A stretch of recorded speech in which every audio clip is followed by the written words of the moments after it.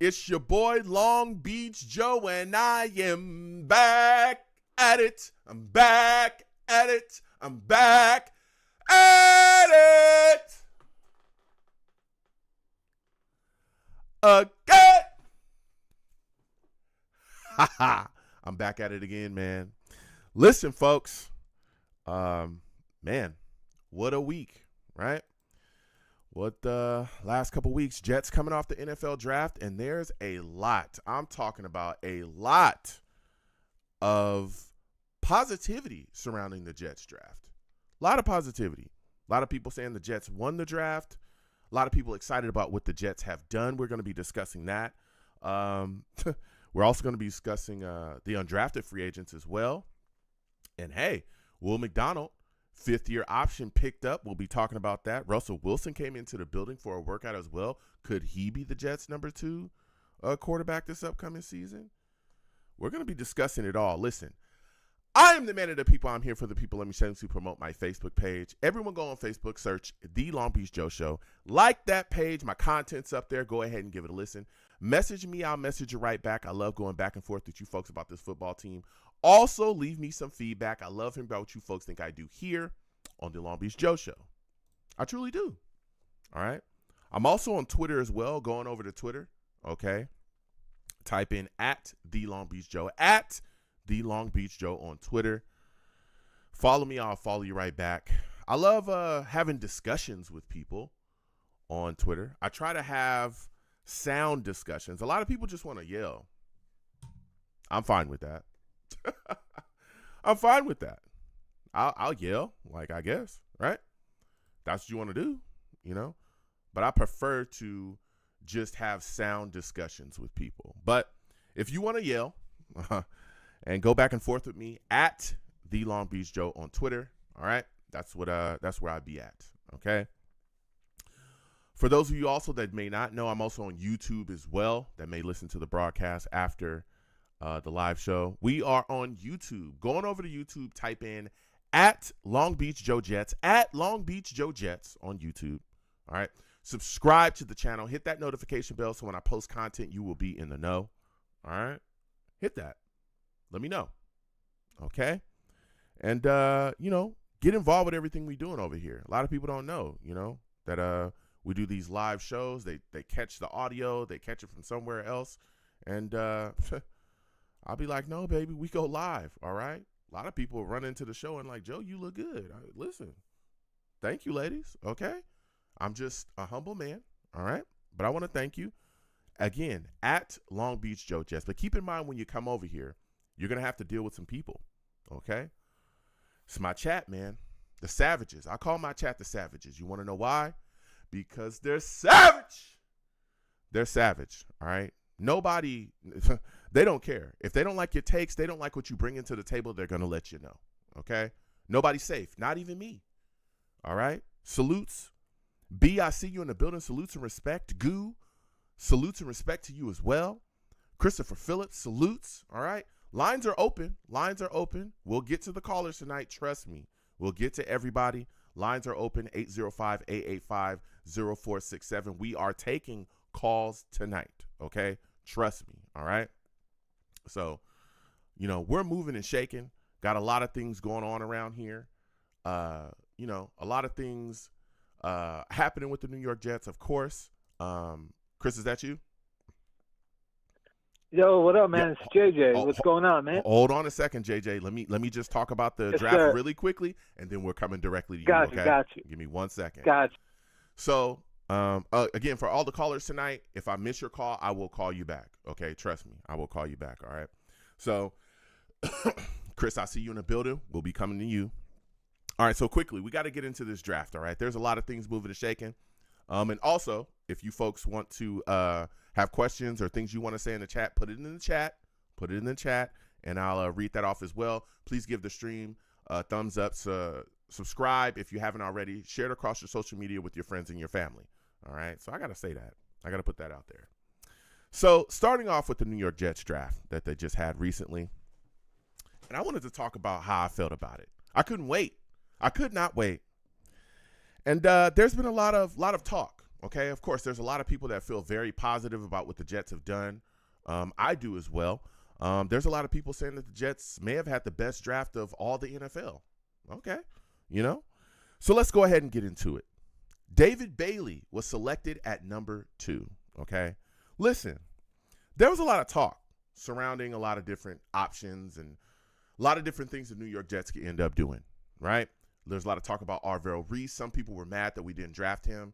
Me, no, I'm okay. People, of course, everyone knows I was a big Sonny Styles guy. We didn't take him, clearly. Some people wanted Reuben Baines. Some people wanted, there was various different players that people wanted the Jets to grab and bring into the building. And I like this selection of David Bailey. I really, really do. I understand wanting the other options. I would have been completely fine with those options as well. If they had taken Reese, if they had taken Reuben Bain, if they had taken, Sonny Styles, if they had to, whoever they would have taken, I don't think the New York Jets were going to be in a position to mess this up, to be completely honest with you. I just don't. But what Bailey brings to the New York Jets is something that we greatly need, right? He's the most polished edge of the class, okay? This guy is bringing pressure out the gate. And if you watch the Jets defense last year, the Jets defense was atrocious. They couldn't get pressure on anybody consistently, okay? I love this selection. This is the guy that's going to be able to come in day one, right, and get to the quarterback. I'm talking maybe 7 to 8 sacks, his first year. I could see that happening, okay? I like what he brings to the table. I like what he's going to be able to do here. I know there was a lot of talk about him, or a lot of talk about him before the draft. A lot of people talking about the Jets canceling his 30 visit and stuff. I didn't care about those things. I didn't. I didn't care about the 30 visit being canceled. There's teams in the league that don't even do 30 visits for their draft picks. I didn't care. All right. I understand some other people were concerned. I was not concerned at all because the Jets had, they had been there. They had met him before. They had been there for his workouts. Of course, clearly they studied the tape like everybody else did. This kid was taking care of business at Tech. All right. So I like what he brings to the table and what this also does for the New York Jets defense, right? It brings them into the modern day NFL. Okay. Anybody else notice all these top defenses around the league? They have multiple pass rushers. All right. If you want to win, if you want to be a solid defense in this league, you're going to have to be able to get after the quarterback. If you can't get after the quarterback, good luck to you. Good luck to you. You're going to get cooked. Look at where we're at. We're in the AFC. You got Lamar Jackson. You've got, that boy Allen up there with Buffalo. Patrick Mahomes. He's still running around here. Right? We have so many really good quarterbacks in this league that if you don't get to them, okay, let alone in the AFC, great quarterbacks in the league, period. Hurts, all these other guys. If you don't get to these guys, if you don't get pressure on them, you're going to lose. You're going to lose consistently. So I like what he's bringing to the table, like what he's going to be able to do. And I like this selection of David Bailey. I know there were some that didn't like it, and we'll talk about that tonight. There's a lot of Jets fans that did not like Bailey being selected, but I don't mind it. All right. Next, Kenyon Sadiq, taken at 16. Now, this was a pick that I'm not that in love with. I would be completely honest with you. Let me break this down. I don't dislike Kenyon Sadiq as a player. I just don't understand the fit here with the New York Jets. Let me break that down further. The New York Jets are sitting there at 16. I'm watching the draft live with everybody. We're all having a lot of fun. Mekhi Lemon is just still there on the board, 15. I thought he was going to get selected. Nope. He's sitting right there at 16. And I'm saying to myself, oh, my goodness. He's sitting here at 16. What's going on? The Jets definitely should select him. This is easy peasy. Pick comes in, and it's Kenyon Sadiq. Here's my problem. When you look at the New York Jets in this wide receiver room, right, you got Garrett Wilson, and that's it. After him, it's nothing but question marks, and I don't know. Everybody was talking about Arian Smith last year. Nothing happened. Nothing. Coming into the draft, everybody was saying, listen, We've got to get some help for Garrett. We've got to get a wide receiver on the other side. We've got to. And the Jets did address wide receiver later on. But a guy that I targeted early, that I identified early, I told everybody, Mekhi Lemon, if he's there at 16, it ain't rocket science. Just take him. Take him. All right? When you look at Mekhi Lemon, everything that's been talked about him, all the analyzation that's been done surrounding him, dude, he's going to end up being above average to high end number 2, possibly toe line touching number 1. But if he's a high end number 2, as everyone else has talked about, that's exactly what the Jets need. That's what we need. We need a really solid number 2 wide receiver. That's exactly what we need. When you look at him in comparison to Sadiq, he clearly played more snaps there at wideout. Also, he was one of the most productive wideouts in the draft. It was Mekhi Lemon. He can do everything. Goes up, catches the ball, solid route runner. Of course, he can improve like every other wide receiver in the draft, but solid route runner. And a guy that once he gets the ball in his hands, boy, let me tell you, he just finds a way to rack up the yak yards. And I just didn't understand passing on him to draft Sadiq. I didn't understand it, and I still don't. When you look at what the Jets need, we're in the state of a rebuild. You've got to attack those positions. Because when you look at Sadiq, and I respect him, but he's not really like a traditional tight end. He's more of like a big number 3 wide receiver, H-back kind of guy. Now, he's unbelievably athletic. Like there's a reason why they call him the freak. Like he's big, fast, like he's unbelievably athletically gifted. But when you look at him, and when we have these discussions, because we've been having these discussions for the longest, when you look at him, the production is what I look at and I go, okay, what's going on there? Because when you look at his production, he hasn't had or didn't have 100 yards all year. He didn't have 100 yards all year last season. Not once. He only had 560 yards total on the season. I go, huh. Then I look at the situation and I say, okay, you take Sadiq. We already have 2 tight ends, dog. Did anybody forget that? We got Mason Taylor. We got Jeremy Ruckert. We don't utilize those guys at all. We don't. I was screaming all last year, hey, Garrett Wilson is gone. He's out on injury. We got Breece Hall back there trying to make something happen. When are we going to get Mason Taylor to football? It never happened. By the way, we also got Jeremy Ruckert. We haven't utilized Jeremy Ruckert effectively in the Jets offense since he was drafted. And he was one of the top tight ends in his draft as well, if not the best. Then I look at the situation and I say, okay, well, you took Sadiq at 16. Is he going to start over Mason Taylor's first year? I don't think that's going to happen either. And what's crazy about this situation is everything that people say about Sadiq is exactly what I was told about Mason Taylor. I was told that Mason Taylor was going to come in here and just completely change the Jets offense. They were going to get him the football. He was going to be featured. He's big. He's fast. He's going to dominate. And we just didn't see that. We did not see that. Now, there's some questions about Sadiq as well. Drops is a big question with him. He actually led tight ends in drops via FBS. And I've got to wonder if he's going to be a better blocker as well. Of course, you know, he's a rookie. He's going to develop in certain areas.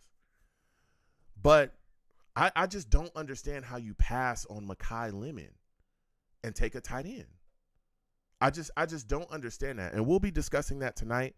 Again, I want Sadiq, and I hope he does. I hope he lights it up in with the Jets. I hope he goes crazy. I hope he has 1,000 yards next year and for many seasons to come. I hope he has 15 touchdowns, 16 touchdowns a year. But I just don't understand passing on Mekhi Lemon, a guy that can come in today and help Garrett Wilson in this Jets offense today and have a bigger impact today. Because let me tell you something. When the Jets passed on Mekhi, the Eagles ran. The Eagles couldn't trade up fast enough to take him. They were stunned. The Eagles ran to make the trade so they can grab Mekhi Lemon. Ran. So we'll be discussing that. Omar Cooper at 30. I love this pick. The Jets traded back up from the second round into the first with the Niners. I love Omar Cooper. People know that. He's a monster with the football in his hands. I know this player comparison gets a little old, talking about, constantly comparing guys that do what he does to Deebo Samuel, but that really is his comp. He's a guy that I think is going to really be able to do some things. Of course, a lot of RPO stuff, things open up with him. He's going to be able to make things happen. So I really, really like him. I like what he brings to the table for the New York Jets, and I like the selection.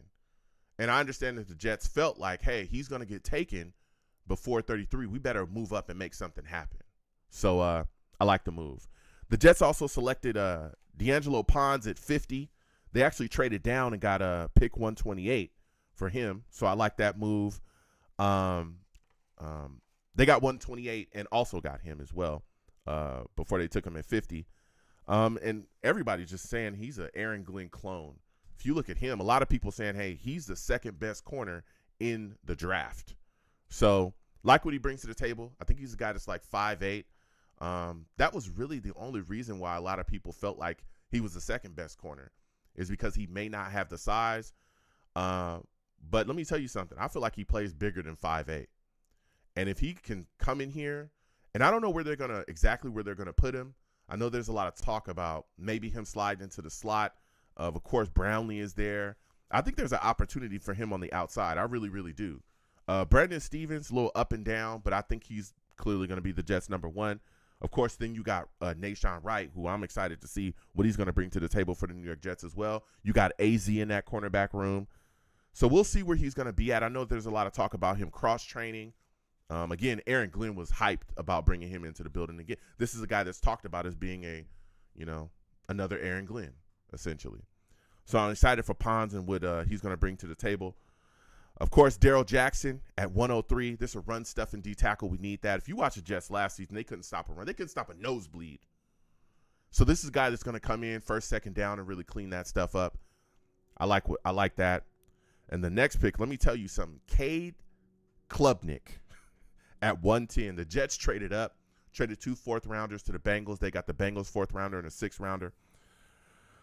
A lot of people had a lot of questions about this, especially, with the trade of the fourth rounders. Me, myself, I think that he has the ability to really be a solid backup for the New York Jets, at worst. This is a guy that could, really stick around with the Jets and give them some solid backup QB play. Doesn't have the biggest arm, right? But he's accurate. And he's a guy that's coming off of a year not so good, but the year before that in college, he was playing pretty darn well. He was all right. All right. So I like bringing Klubnik into the building. And you can clearly tell that the Jets are excited about it, and they traded up to grab him.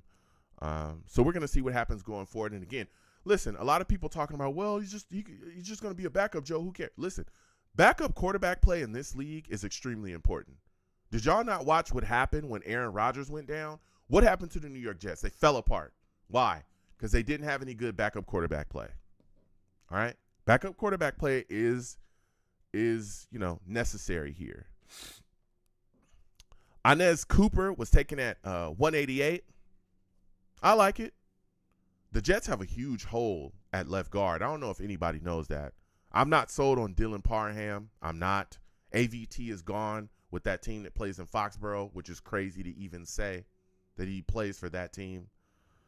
I'm looking at Cooper, and I'm saying, man, if he can come in and get things rolling early, he might have a chance to push to put his name in that hat as a starter at guard. But we'll see. We'll see. But either way, also, this provides depth along the Jets' offensive line, too. I don't think a lot of people are talking about that. You got one guy that goes down, the Jets are going to be hurting along their offensive line.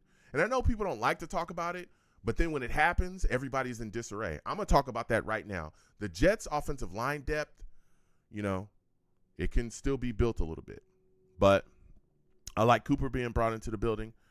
And we'll see what happens going forward with him. VJ Payne was the Jets' final pick at 228, safety, versatile safety, big safety. I think he's like 6'3".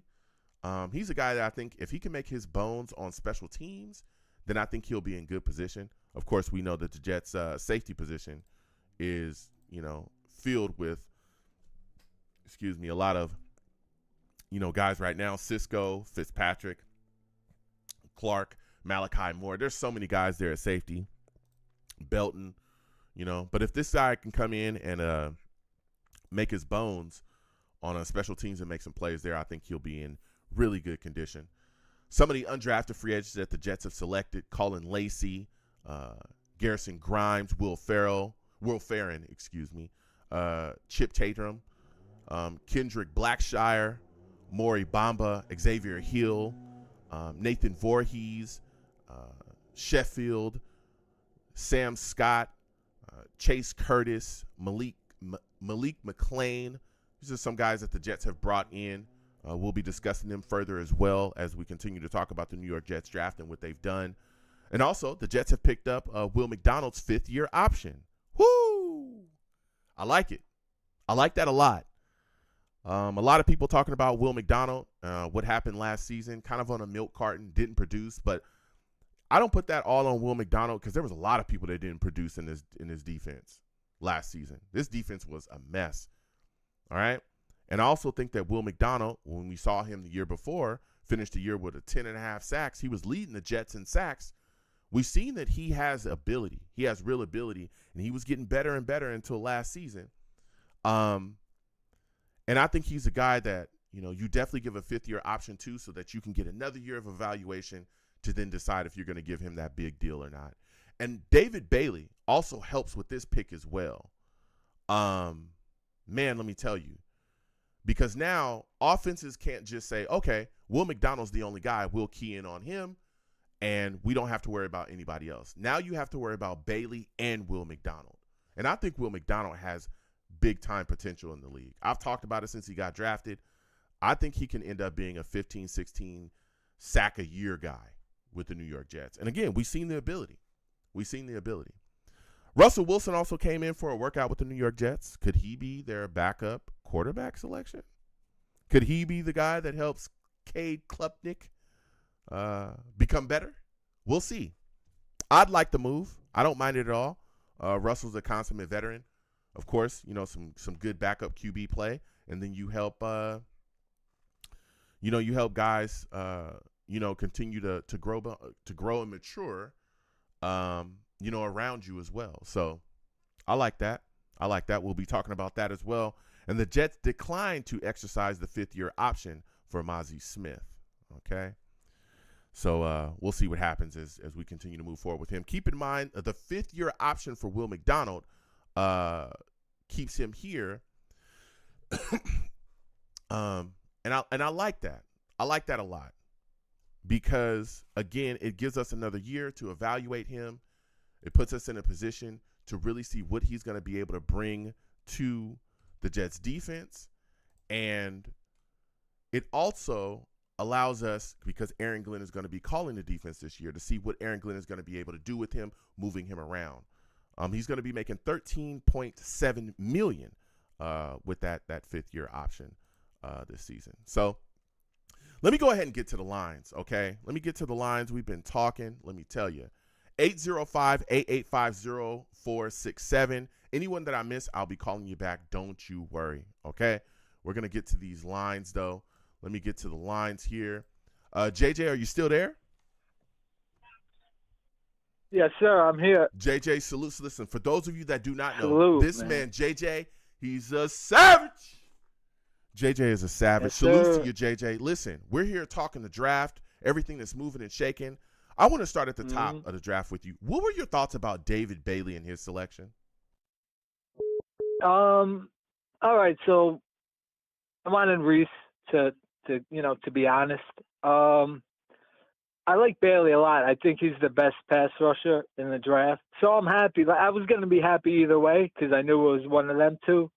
I feel like the Jets fans that are down on it because they know he's not great versus the run, and Will McDonald is our other starting edge.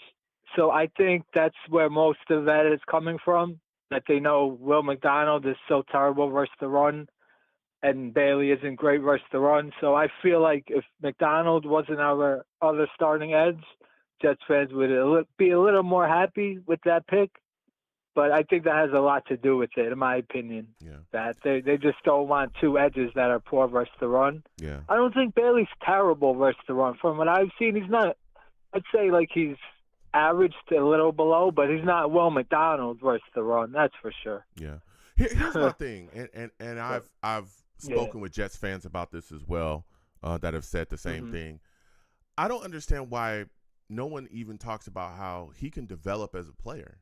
He can develop and get better against the run. Like, that's something that can happen. Sure. And what I find funny, and we're going to be talking about Kenyon Sadiq in a second, is the same Jets fans that I talked to about Bailey and how much I like the selection talk about him not being a complete player, right out the gate, but then they don't talk about Kenyon Sadiq not being a complete player right out the gate. It blows my mind. They're both first-round picks. It's like, hey, I get it.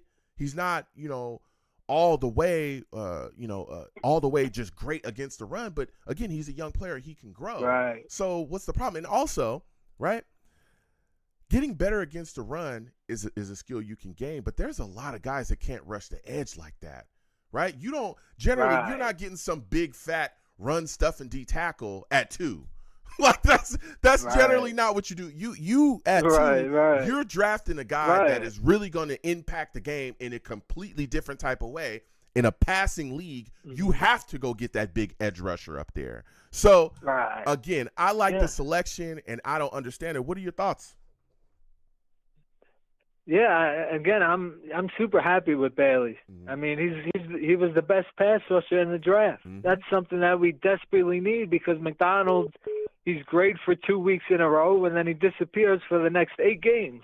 You know what I'm saying? So we needed that other guy to put pressure on the quarterback, and we got it. Yeah. So I'm stoked. I'm super excited about Bailey.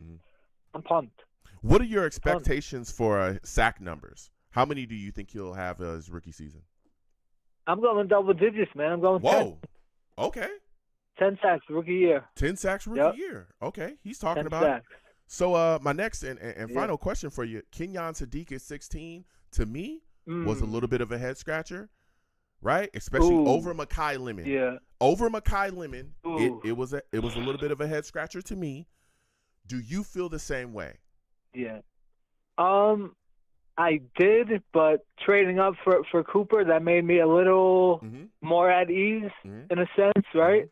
Okay. Like, he's probably not as good as Lemon, but if we didn't make that trade up, I probably would have been with you. But, I mean, listen, that's kind of the league now. You want that tight end that could create mismatches in the middle of the field, and he's a super freak. Yeah. He's a crazy athlete, so, I think getting that receiver, trading up, and at the end of the first round, supposedly they jumped ahead of the Bills because rumors were the Jets felt the Bills were going to take him. Yep. So that made me feel good, Yeah.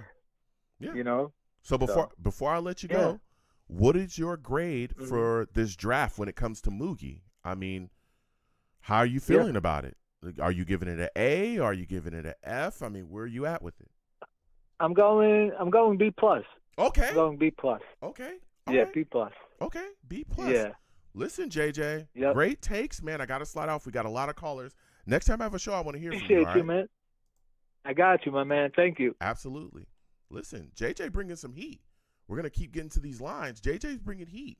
First and foremost, right out the gate, I personally, like I said, I like this draft. I like what Moogie was able to do. I just got a question mark. I got a question mark when it comes to Sadiq, and I'm just wondering, dude. I'm just wondering, like, hey, what is going on here?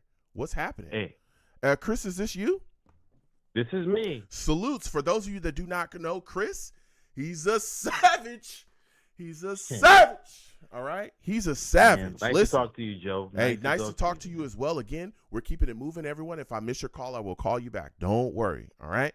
Yes, Listen, sir. Yes, sir. now we're sitting here with Chris. Chris, I know that you had, quite a bit to say. Listen, NFL draft has happened.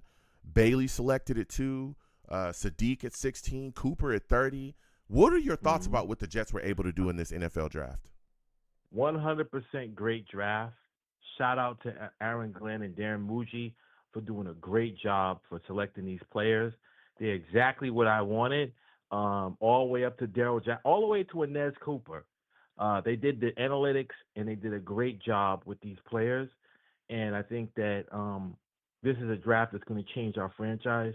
I think Inez Cooper is a starting guard. I think he's the type of road grader that we need. I think that the left tackle in the draft with the Giants benefited a lot from his blocking, but we'll just go from there. I think Inez Cooper was the best out of that trio that was selected, and I think Kenyon Sadiq. Look, man, Joe, listen. I've been asking the Jets personally, regardless of who ran this organization, to have a 2 tight end set.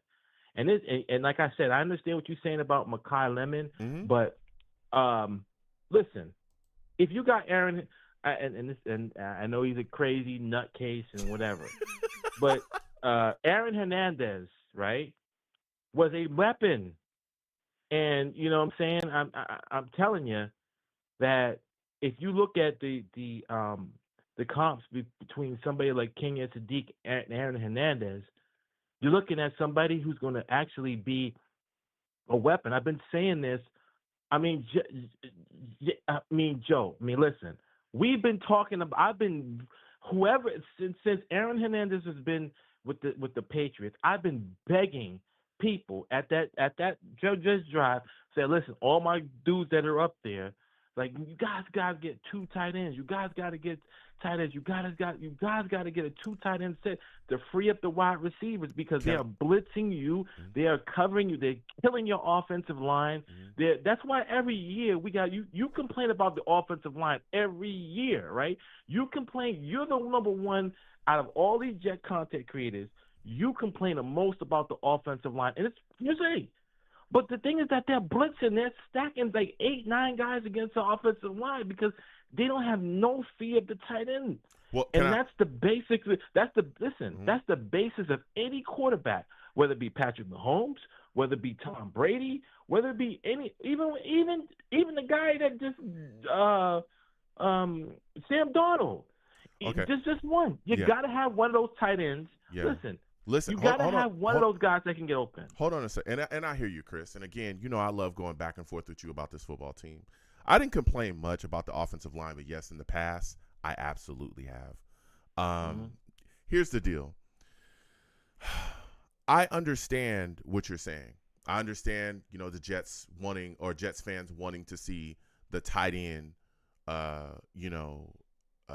prevail here with the Jets and be a major factor in the offense. My problem is this. We already have 2 tight ends, Chris. You're talking about a 2 tight end set. We already have that. We already have Jeremy Ruckert. You remember him? I've been running shows for forever, right? So me and you, we talked about Jeremy Ruckert when he was drafted, and he was the best tight end in his class. That's what every Jets fan told me. I said, okay, let's see what happens with him. Nothing happened. We don't utilize him. We don't throw the football to Jeremy Ruckert. We never have. Okay? All right, cool. Right, Chris? All right, cool. I hear what you're saying. That nothing happened with him. All right, I'm willing to continue. I'm staying in the car with y'all. Okay, let's keep driving. So we keep going down this street. Next thing I know, Mason Taylor is brought into the building. All right, cool, right? Everyone knows that draft, I wanted a wide receiver in the second round. They took Mason Taylor. And guess what, Chris? We had a show. I was live. You know that. And guess what people told me? Yeah, guess what people told me, though, Chris? They said Mason Taylor, big body, third string. He's basically another wide receiver, Joe. He's crazy athletic, great hands, blah, blah, blah. I said, okay, cool. Mason Taylor. You know what happened with him, Chris? Nothing. I'm not saying that these guys are bad. That's not what I'm saying. What I'm saying is we already have 2 tight ends we don't utilize. Everything that you're telling me right now about Kenyon Sadiq, I've already heard it. That sounds like Mason Taylor. Big, athletically freakish, can run like all get out, is going to be able to make plays and get down the seam. That's Mason Taylor. Even last season, when Garrett Wilson was gone and there was no reason to not utilize Mason Taylor in this offense, guess what happened, Chris? Nothing. Nothing. Hold on. Hold on. Nothing happened. Neither one of those guys were utilized. And they had Breece Hall out there running for his life. And there was nothing going on with the tight end position. I understand. Everyone is like, I've gone back and forth with a lot of people. I understand people like what Kenyon Sadiq brings to the table, the measurables, right? He's big, fast, blah, blah, blah. But why are we passing on Mekhi Lemon when big and fast is not the only thing that matters in the league? It's not. What about production, dog? What about production? I get what you're saying. Are we passing on? Hold on. Are we passing on number 2 wide receivers in the draft now as a team that's in a rebuild for big and fast? Here's the thing. How many tight ends can you have? Here's what I'm telling you about Jeremy Rucker, okay? And this goes back to the larger conversation of what I called in tonight, right? And then I posted on you that I'm going to do an epic rant, right? The Jets are a Long Island team, okay? The Jets are a Long Island, New York team, okay?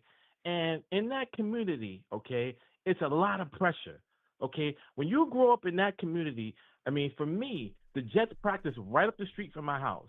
A lot of the people like AG and a lot of these other people, there was a time they stayed with us, like in our houses. They know what it's like to be a Jet. It's tremendous pressure to be a Jet player that are living in that community. Yo, Jeremy Rucker messed the dog, dude, man. He dropped the ball, and you can look at Jeremy Rucker as far as when he played against the Patriots. He froze up. He's scared when he's in this game. And even Aaron Rodgers said, "Why are you so scared? You're very talented." He's scared to play in his own thing, and it's hard to play from where you are, especially in that community, Joe. You don't I mean, you understand because you're in Long Beach. I get it. In California, guy grew up in it. But when you're in Long Island, and some of the guys that the way on here from Long Island and from the Jets, it's tough, man, to grow up in that community, knowing that we haven't won a championship in 1968. All your friends are there, all the people. Jeremy Rucker is scared, man, and he probably will do something good somewhere else, right? But I think it was a detriment to Jeremy Rucker to be actually drafted in the Jets, man, because he's scared. He's scared, so man. I'm just going to be honest with you. Jeremy Rucker's a scared dude. If you're telling me he's scared, and all these things, which I don't think it's about him being scared at all, because what is crazy to me is we're talking about him. He only had 23 receptions this past season. Did you see the hold on a second, Chris. He only had 29 targets this season, this past season. How is he scared? If he's scared and he's not playing well, why did they just give him an extension, Chris? Because they just Jeremy did that. Rucker's a good blocker, but this is what I'm saying. Blocking is a different stuff. But when you got to catch that ball and the stadium is on you, there's no reason Jeremy Rucker should be playing that way. How would you know? I'm just telling you. Chris, he's not just a good blocker, though. He's not just a good blocker. He's a guy that can catch the football. He never gets opportunities. He never does. You can get blocking tight ends for cheap, dog. Like, there's a reason. Like, we already have 2 of them.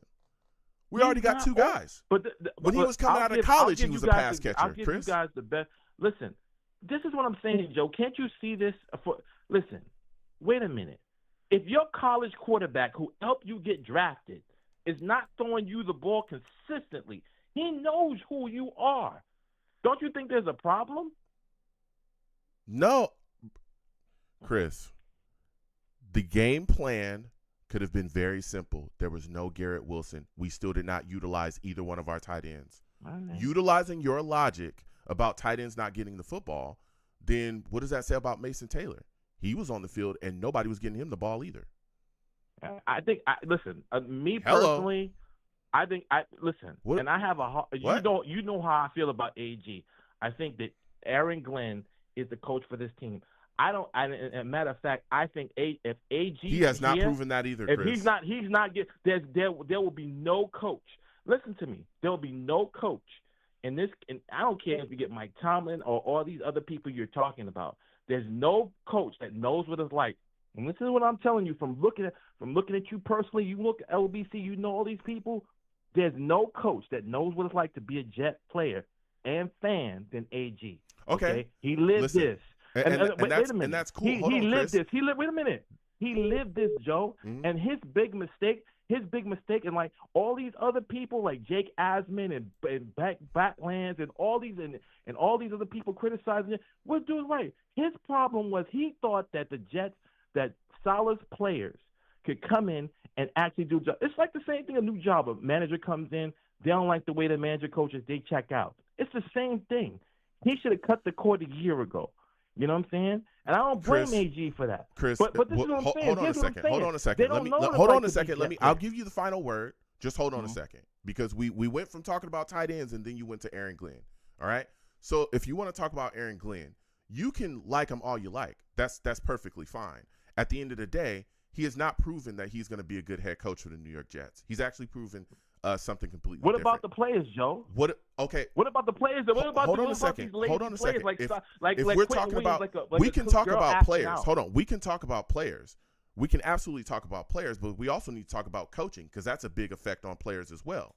Do you want to talk about him sitting there and watching a minute and 53 seconds roll off of a clock at halftime in a game that we lost during a drive that we should have gone down and gotten points in? You want to talk about players? Because players didn't know what the hell was going on when he did that. That's why they were upset on the sidelines. His game management is terrible. You can like Aaron Glenn as much as you like him, and that's fine. I like him too. I thought he was a great Jets player. I watched him when he was on the field. Phenomenal Jets player. Not a good Jets head coach. I can separate the two. So you and if he's hold on a second, if he's not going to do what it takes to be a better head coach, and he has an opportunity this year to do that, but if he's not going to do what it takes, I want him gone. I want him gone. You want to know why? Rex Ryan is one of the greatest Jets head coaches of all time. Y'all cannot like that if you don't want to, but it is what it is when you look at the results of what he was able to do. And when the time came, y'all wanted him out of here too. Even though he had took us to 2 AFC championships.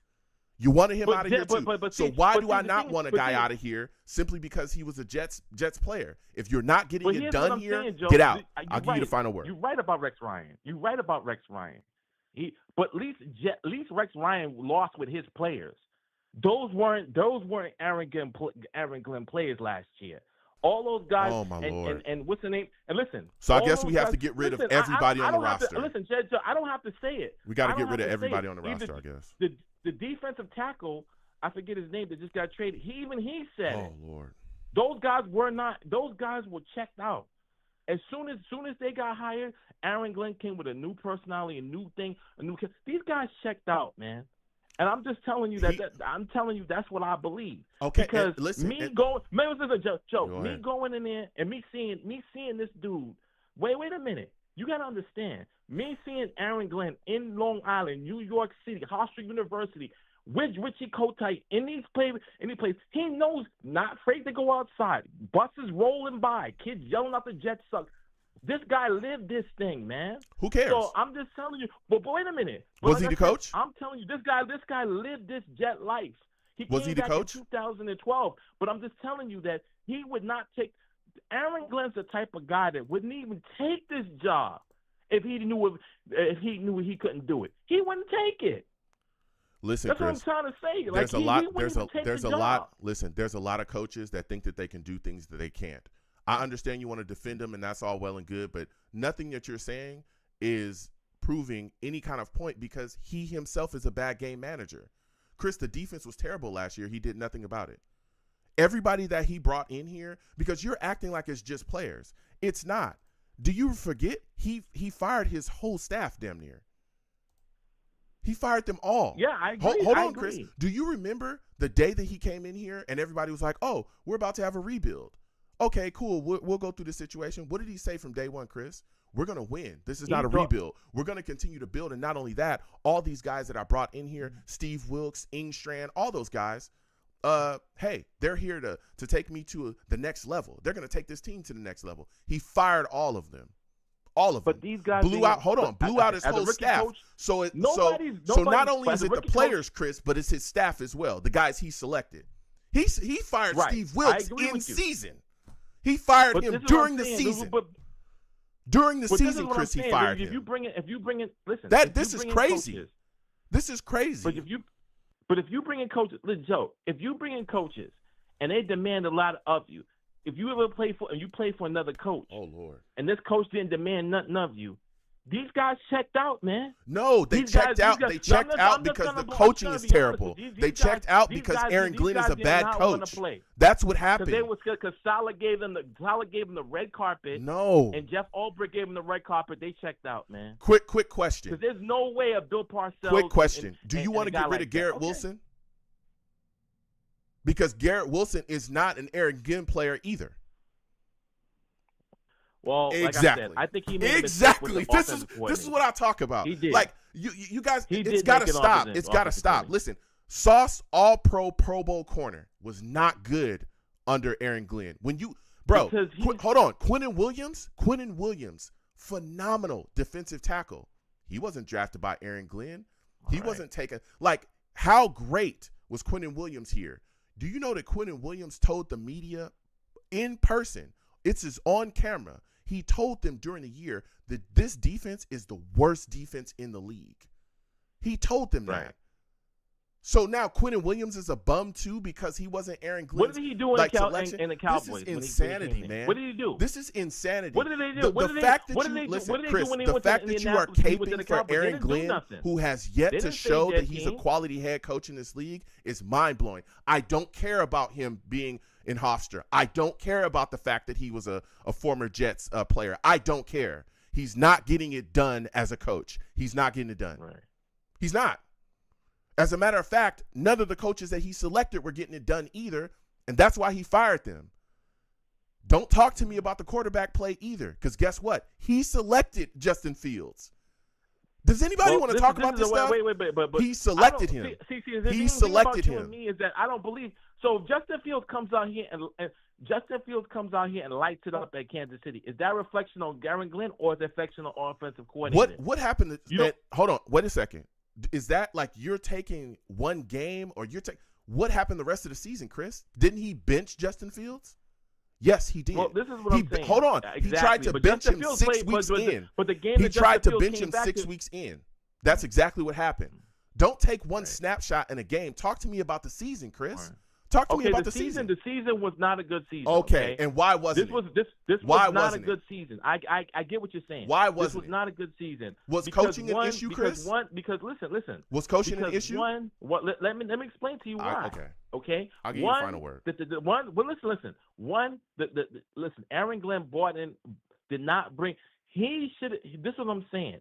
He should have got rid of all those guys. Got picked like he did in the beginning of the season and brought in his players. Wow. Rex Ryan brought in his players. Bill Belichick brought in his players. You got to bring in people that are Aaron Glenn guys. You got to bring people like Robert Saleh. Look what he's doing. He's bringing in his players in Tennessee. You got to bring in guys that are your players. There were players that were here when Rex got here. So why is Robert Saleh bringing in every Jet? There were players that were here when Rex got here, and he kept them. Yes, he added certain guys, Jim Leonard being one of them. Right. But he didn't have to wipe the whole roster clean to bring in his players. Aaron Glenn's a bad head coach. That's what happened. Aaron Glenn's a bad head coach. I don't agree with that. He is. I'll give you the final word. Give me your thoughts about the draft. What is your grade on the draft, Chris? Or this guy in Sean McDermott in here and do a job. I think you got some guys in here that knows this fan base, knows what it needs, is going to work night and day to make this team work. Okay. Like I said, I understand what you're saying, but like I said, you don't see the work behind this, Joe. Like I said, all due respect, you out in California, brother. You're not here in New York. You're not. You don't understand what it's like to be a Jet. You don't understand what it's like to be in the fire of being a Jet player and a fan.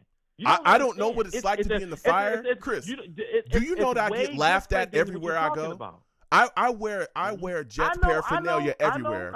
Do you know what it's I like? know. No, because you want to compare. Let's compare. And now, again, I'll give you the last word because I got other callers I got to get to. Yeah, I know. You don't know what it's like to be a Jets fan in California when you're surrounded by teams that are steeped in legacy and they have a lot of great things that they have been able to do. Do you know how many 49ers fans laugh at me when they see me in my Jets hoodie? Do you understand that I can't speak to them about anything because they have such an illustrious history as a franchise in the NFL? Do you know what it's like to stand in front of a Chargers fan and have them tell me you've never had a quarterback in the last however many years? Yeah. You guys haven't been in the playoffs in 10 years. Joe, I'm in 10 plus Boston right years, now. excuse What do me. you think? Do you know what that's What do you like? think I deal with all Okay. the time? I'm surrounded by Tom Brady's legacy. But I'm just saying, don't tell me. I know what this pain is like. I'm here. What I'm telling you is that I want the pain to stop, and I want better coaching. I don't care that he's a former Jet. I want better coaching. I'll give you the final word. But Belichick wasn't nothing before he wasn't anything until Jet. And like I said, I'll leave the last word. I got other callers in, but a lot of these Jet content creators be out here talking about Aaron Glenn, talking about you guys need to shut the heck up. Because you guys don't know anything what it's like Aaron Glenn did for this franchise and what he did and what it's like to be a Jet fan. You guys need to shut the hell up. And I'm just gonna leave it like that, Joe. And I love you. I love you too, Chris. Thank you, Chris. Thank you for coming on. Whew. Man, I have a back and forth with Chris all the time. I thoroughly disagree. I got a lot of love for Chris. I thoroughly disagree. I do not agree with that whatsoever. Aaron Glenn is not a good head coach. If you look at the results, if you look at what we saw last season, it will tell you that. Point blank, period. The man fired his whole staff. His whole staff. I don't want to hear it. Either you're good or you're not. Point blank, period. There have been coaches that have done far more than Aaron Glenn that got way less protection. I'm not dealing with it. And I'm not going to let anybody sit up here and just not without pushback. No, I'm going to call it out because Aaron Glenn is not getting it done. Point blank, period. And I don't want to hear it. I don't want to hear that he has to rearrange the entire roster and everybody's just got to be a guy that he drafted. If that's how it works, man, so many other teams around the NFL would just absolutely just implode if that was true. Okay? Implode if that was true. Goodness gracious. Give me 1 second, caller. 347. You look like a new caller. Give me your name and where you're from. Joey from Sunset Park. Joey from where again? I'm sorry? Sunset Park, Brooklyn. Oh, first off, salutes and respect to Brooklyn, okay? And salutes and respect to everybody in Long Island as well and Queens. I got a lot of people out there I respect, okay? Listen, Joey, I'm going back and forth with a lot of people about a lot of things, Aaron Glenn being one of them. But we're talking about the New York Jets and the draft. What are your thoughts about the draft and what you saw? David Bailey at 2, Kenyon Sadiq at 16. How are you feeling about it, Joey? Thanks for letting me on too, Joe. I love your show. Thank I've you. been listening to you for years. Thank you. I appreciate you. I actually, you're one of the first content creators in terms of the Sadiq pick, who I agree with. Like, I wasn't really gun-ho about that pick. I mean, it's a far-out proposition, but I was hoping that the Jets would have traded up and bagged a second pass rusher in who I thought was the best pass rusher in this draft, Ruben Bain. And then we would have had a trio of McDonald, Bain, Bailey, and McDonald's out the door potentially next year. And I think it's cool to have multiple tight ends, but it's almost like an anomaly at best. Like your tight ends, if both of them are eating, they're getting 600-700 yards, and we don't have the kind of offense to really utilize that. And like you said, our tight ends are underutilized as is, and we have a pretty youthful tight end as it stands currently. So I think at a minimum we should have bagged a receiver there, and I'm wishing all the best for Sadiq. But pass rush is pass rush, and it was and the trade currency that it took to move up in this year's draft, what the Cowboys used to move up, even what the Jets had to trade to in order to get to to come back into the first round. A lot of these trades didn't require much. Like they were very low in terms of compensation. Mm-hmm. It would have been cool for us to jump up to 13 maybe or 14 and bag that second pass rusher. But I'm totally content with how the draft played out overall. Mm-hmm. But the Sadiq pick wasn't my cup of tea. Yeah. And he never really produced in college at that level. You know, we're grading off potential, and it's Mm-hmm. the potential of a tight end. Yeah. Which, I mean, at the end of the day, I mean, how great can he be? Yeah, and first off, Joey, I want to thank you for calling in. It's wonderful to hear from you. Man, I look at the situation, and I've talked to some Jets fans that feel the same way that you do, that wanted to go after Bain. I was surprised that I talked to as many Jets fans that had kind of the same thought process that you have as well. I know that Bain went later than a lot of people thought that he did, but he landed where he needed to land there in Tampa. But I wouldn't have necessarily have been against that move, but still, if I would have been more on board with that versus taking a tight end, even if they were just going to pass on Mekhi Lemon to make that move, I'd have been like, okay, like if that's what you want to do, I understand the need there. But like you said, the needed wide receiver is so great. I didn't understand the tight end pick either. I didn't get it. I understand big, fast. I know that he's an unbelievably athletic guy, but he's an H-back, and there's a lot of things that are going to have to go into getting him into a position where he's more of a, I guess, traditional tight end if they ever want him to become that. Definitely got to work on his blocking. Definitely got to work on his route running. He's very good with straight line speed, but that doesn't just work in the NFL. You can't just run down the seam all day in the NFL. They're going to find a way, to key in on you. Guys are big and fast, just like you in the league too.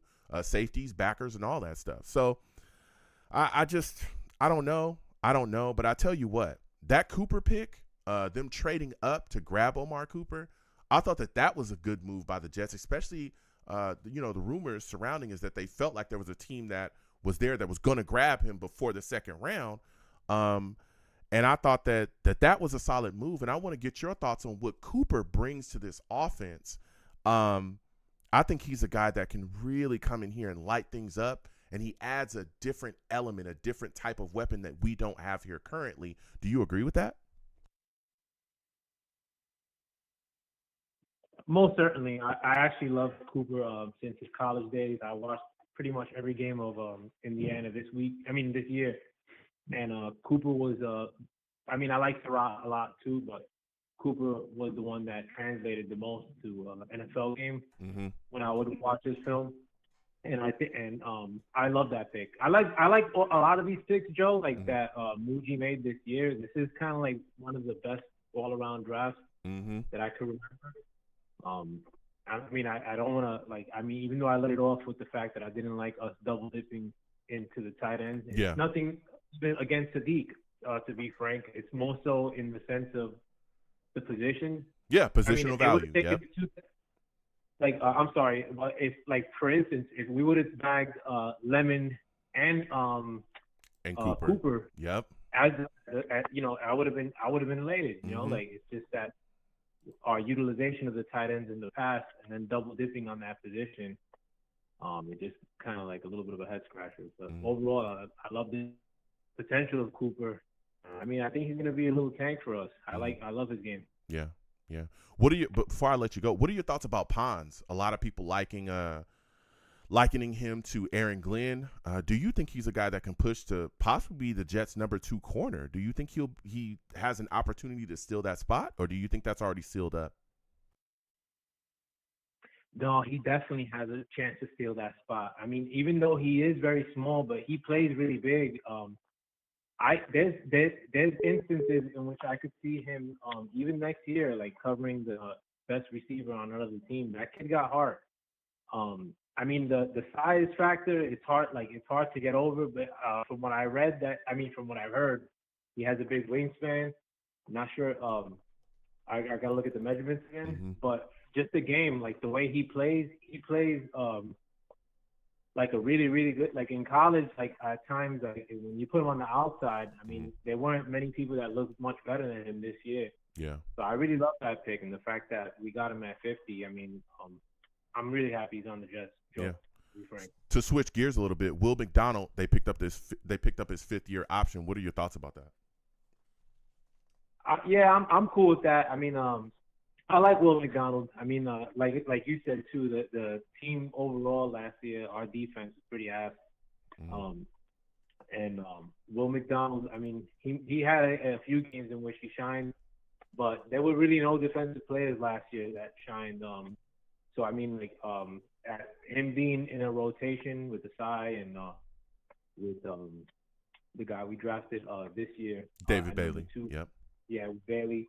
I mean, I can't, and he's kind of like a good character on the team too. I mean, it's just gonna take the genius of Aaron Glenn to utilize him in but I'm actually happy with that we picked him. And like you were contending with your past caller too. Aaron Glenn's pretty ass.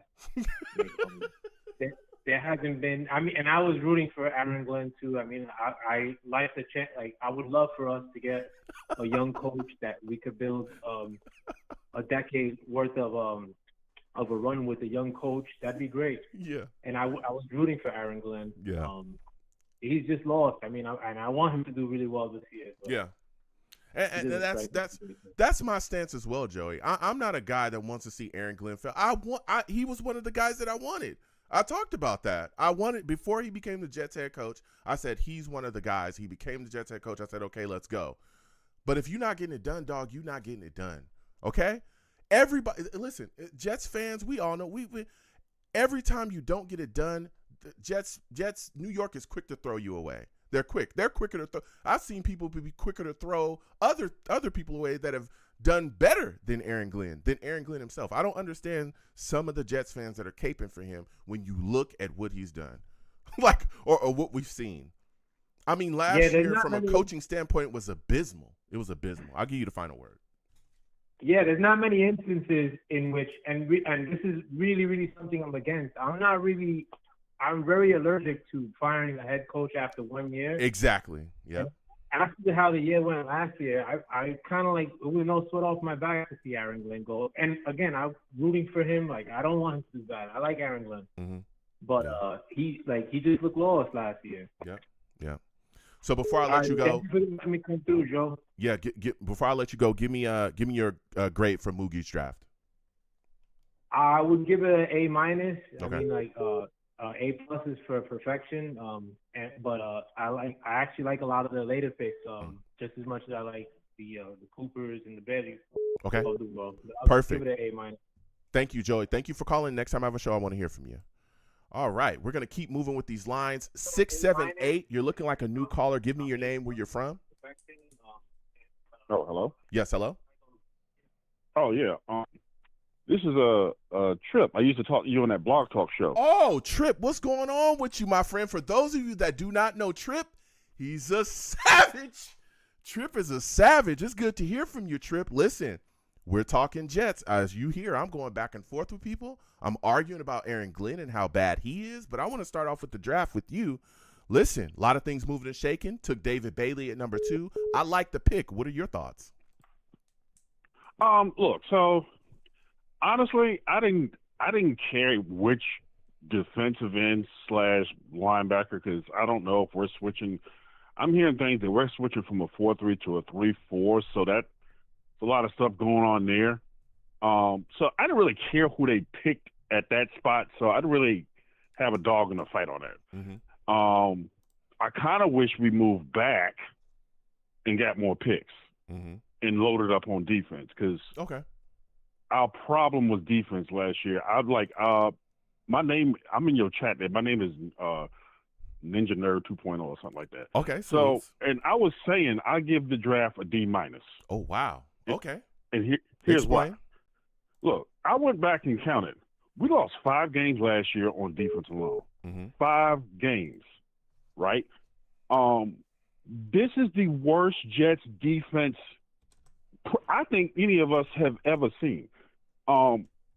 And you go back and look at all the defensive coordinators we've hired as defensive head coaches. I mean, as head coaches. We've at least gotten something out of them the first year or two with the defense. The defense had a turnaround. The defense regressed last year. We gave up 30 points per game. 30 points. You're not winning like that. And we're bringing back a lot of same players. I mean, and we didn't even get a turnover to like what, week 8 or 9? Yeah. We didn't get an interception, all that. Look, I know people said they don't want to fire a head coach year one. To not have any interceptions for a whole damn season when you got more games to play should be a fireable offense, let alone the coaching, the bad situational management, all this stuff. Everything. Waving a white flag before halftime. The nickel jerk reactions with the quarterback, not knowing if you want to start him or not, and he's going down with the ship with Fields, all this nonsense. Talk about it, Trip. And look. I know. What was that? The receiver you wanted? You was hiring Mekhi Lemon. Yeah. So look, I'm not a fan of receivers 5'11". Just not. Mm-hmm. If you're gonna put them on the outside, now in the slot, yeah. Even at 6 foot, Garrett Wilson's only 6 foot. Mm-hmm. Like they just have a harder time beating press. Mm-hmm. You need to be about at least 6'2", 6'3", 6'4", and like there's not a lot of receivers out there. I get it like that, but to me personally, those are the more physical style receivers I would want because they beat press man. I mean, well, they don't always. They got a better chance of beating press man than those smaller receivers. You get what I'm saying? Because you can shove them off because most corners are small. Mm-hmm.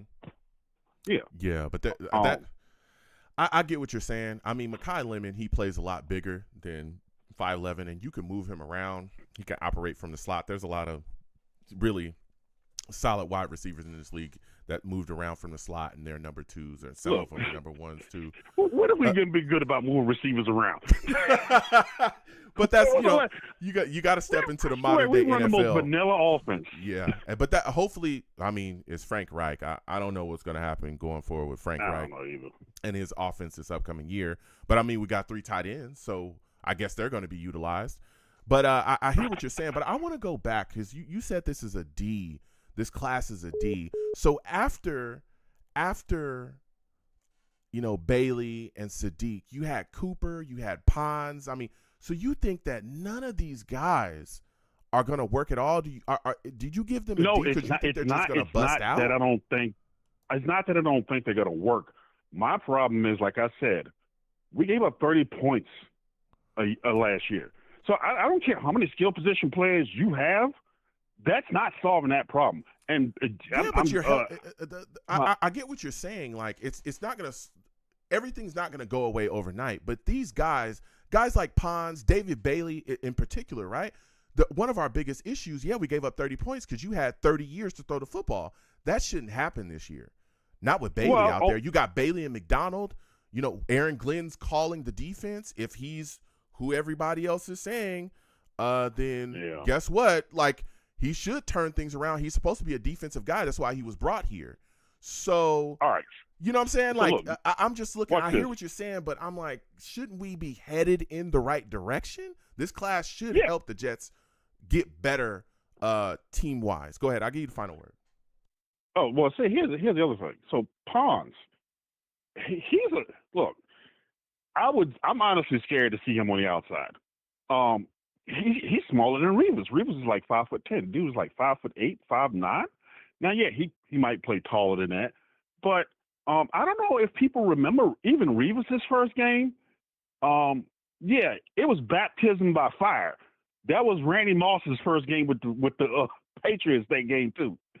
And that was not a good game for Revis. Yeah. And he turned into an All-Pro, all that stuff 2 years later, but. We put. I don't want to see him on the outside year one, hardly at all, unless it's injuries and stuff. Yeah. Because it's gonna be baptism by fire, and I get it. He got to learn. Because me personally, if I see Pons out there day one and I'm the opposing team, I'm throwing at him all game.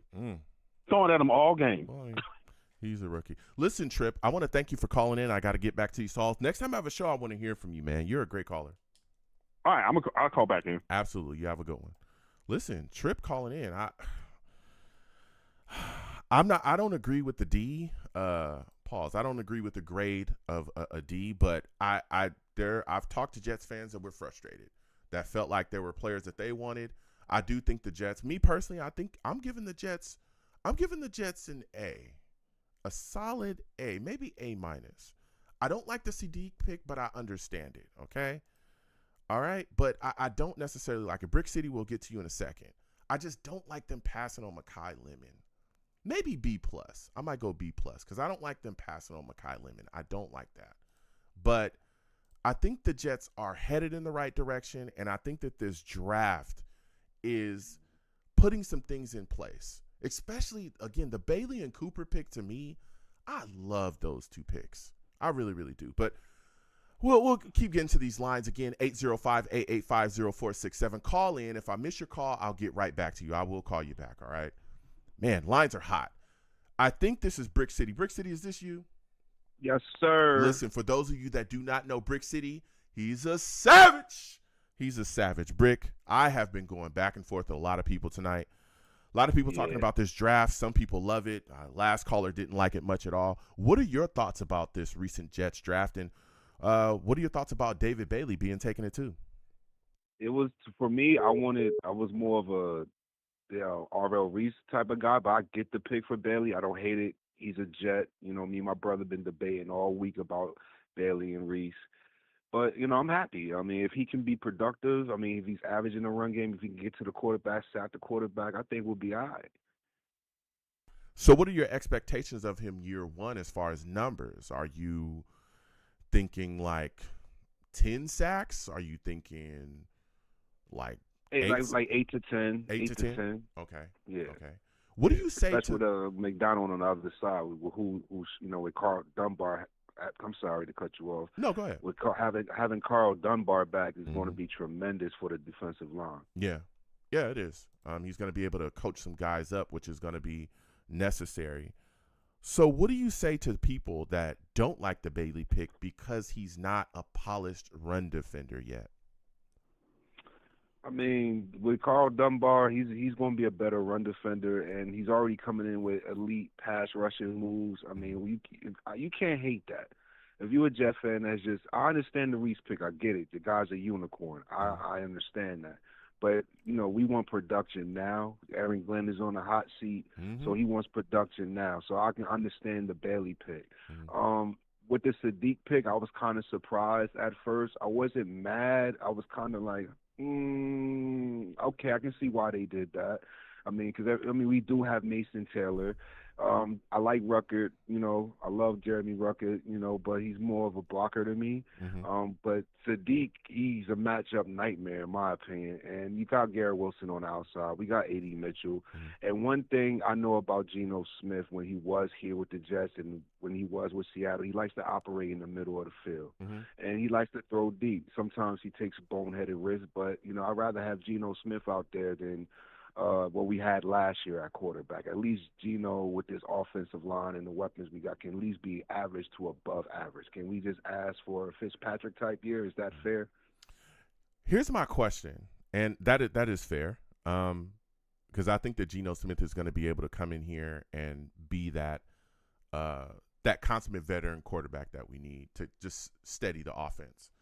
But my question is this. I know you talked about him being a matchup nightmare, Sadiq, and these things, but when you look at the Jets and where they're at, are they really in a position to take a backup tight end at 16? Because isn't that what Sadiq is at this point? I don't think he's better than Mason Taylor. I don't think he is. Not off the dribble. I think he's going to have to get worked into the offense a certain type of way, right? He's not. I agree with you. I see where you're going with this. I get it. He's not a traditional tight end, though, Brick. We know that. I get it. So my question for you is this: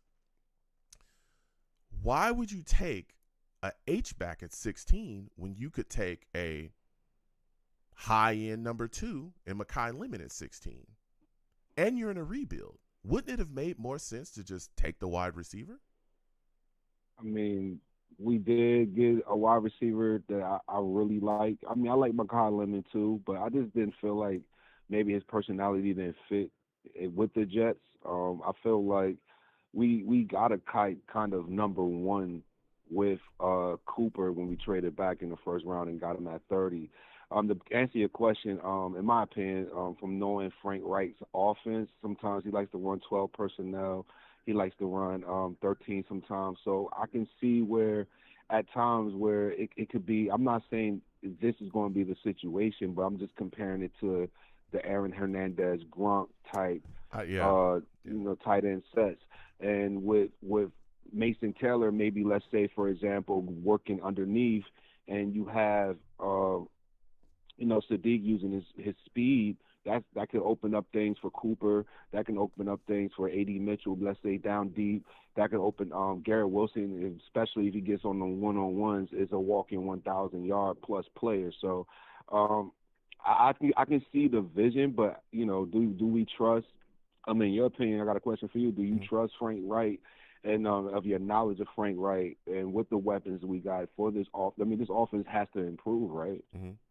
No, Frank Reich is a question mark to me, and that's another point that I had, and here's why. Frank Reich wasn't the guy that like everyone in the league was clamoring about. Does anybody forget that the Jets fired their offensive coordinator? He gutted pretty much his whole staff almost like a month and a half after like the coaching cycle. It was like a couple weeks or a month after the coaching cycle. It was really late. And he did that because Woody Johnson told him to do it. It's not because he did it of his own volition. And we know that because it only happened after he met with Woody Johnson well after the season was over. Steve Wilkes was fired in season. Weird. Yeah. To me, it wasn't as weird as others believe it is because I think that Woody Johnson, this is just my belief, Woody Johnson told him, fire them or I'm going to fire you. And the only reason he didn't get fired was because his contract is so big. And so he fired all of them.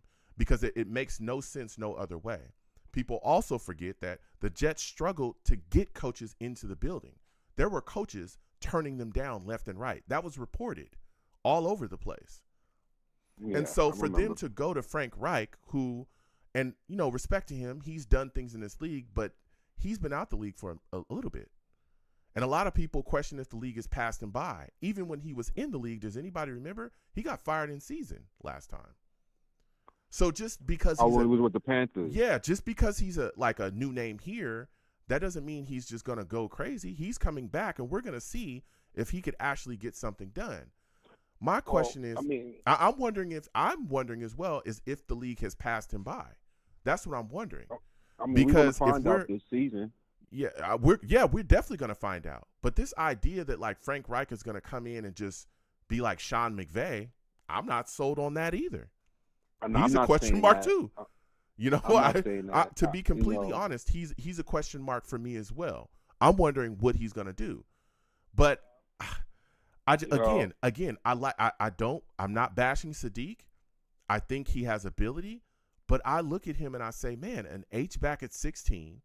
You got 3 tight ends.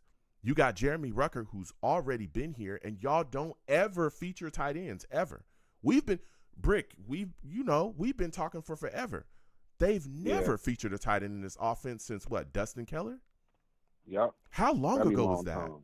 Like, you know what I'm saying? Like, yeah, very long ago. I mean, if you don't feature a tight end when your best pass catcher, your best wide receiver, Garrett Wilson, is gone, and you have Breece Hall out there running for his life, and you still don't feature Mason Taylor or a healthy Jeremy Rucker, what are we doing? That's all. I'm just asking, what are we doing? And again, I'm not here to bash Frank Reich. Hopefully, he can come in and things just look completely different. But he's a question mark too, because there were other guys that the Jets wanted that said no, thank you. That search for offensive coordinator lasted a long time. It lasted a long time. And so when I look at the situation, Frank Reich a little bit, Joe. Huh?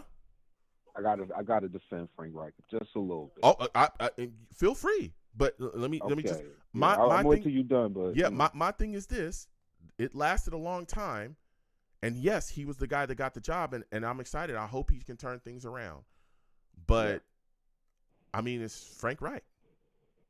Last time I saw his offense, it wasn't Sean McVay, it wasn't Andy Reid, it wasn't, you know, it wasn't any It of these wasn't like terrible, crazy though. offensive minds. Give me your thoughts. I'll give you the final word on it. I believe like Frank Wright positives, right? Okay. In my opinion, I think Brees Hall is going to eat in the running game. He's very his system is the Y zone West Coast style system. He likes to use 12 personnel. The league is using 12 personnel. The league is using two tight end sets. The league is using more slot receivers.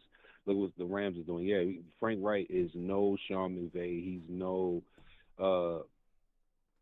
top 10 offensive coach, but we was dead last in the league. And don't get me wrong, previously we talked, I like Angstrom. Mm-hmm. But I'm looking at the offensive staff that we have in the building now with Frank Wright, with the quarterback coach. I think we upgraded with that.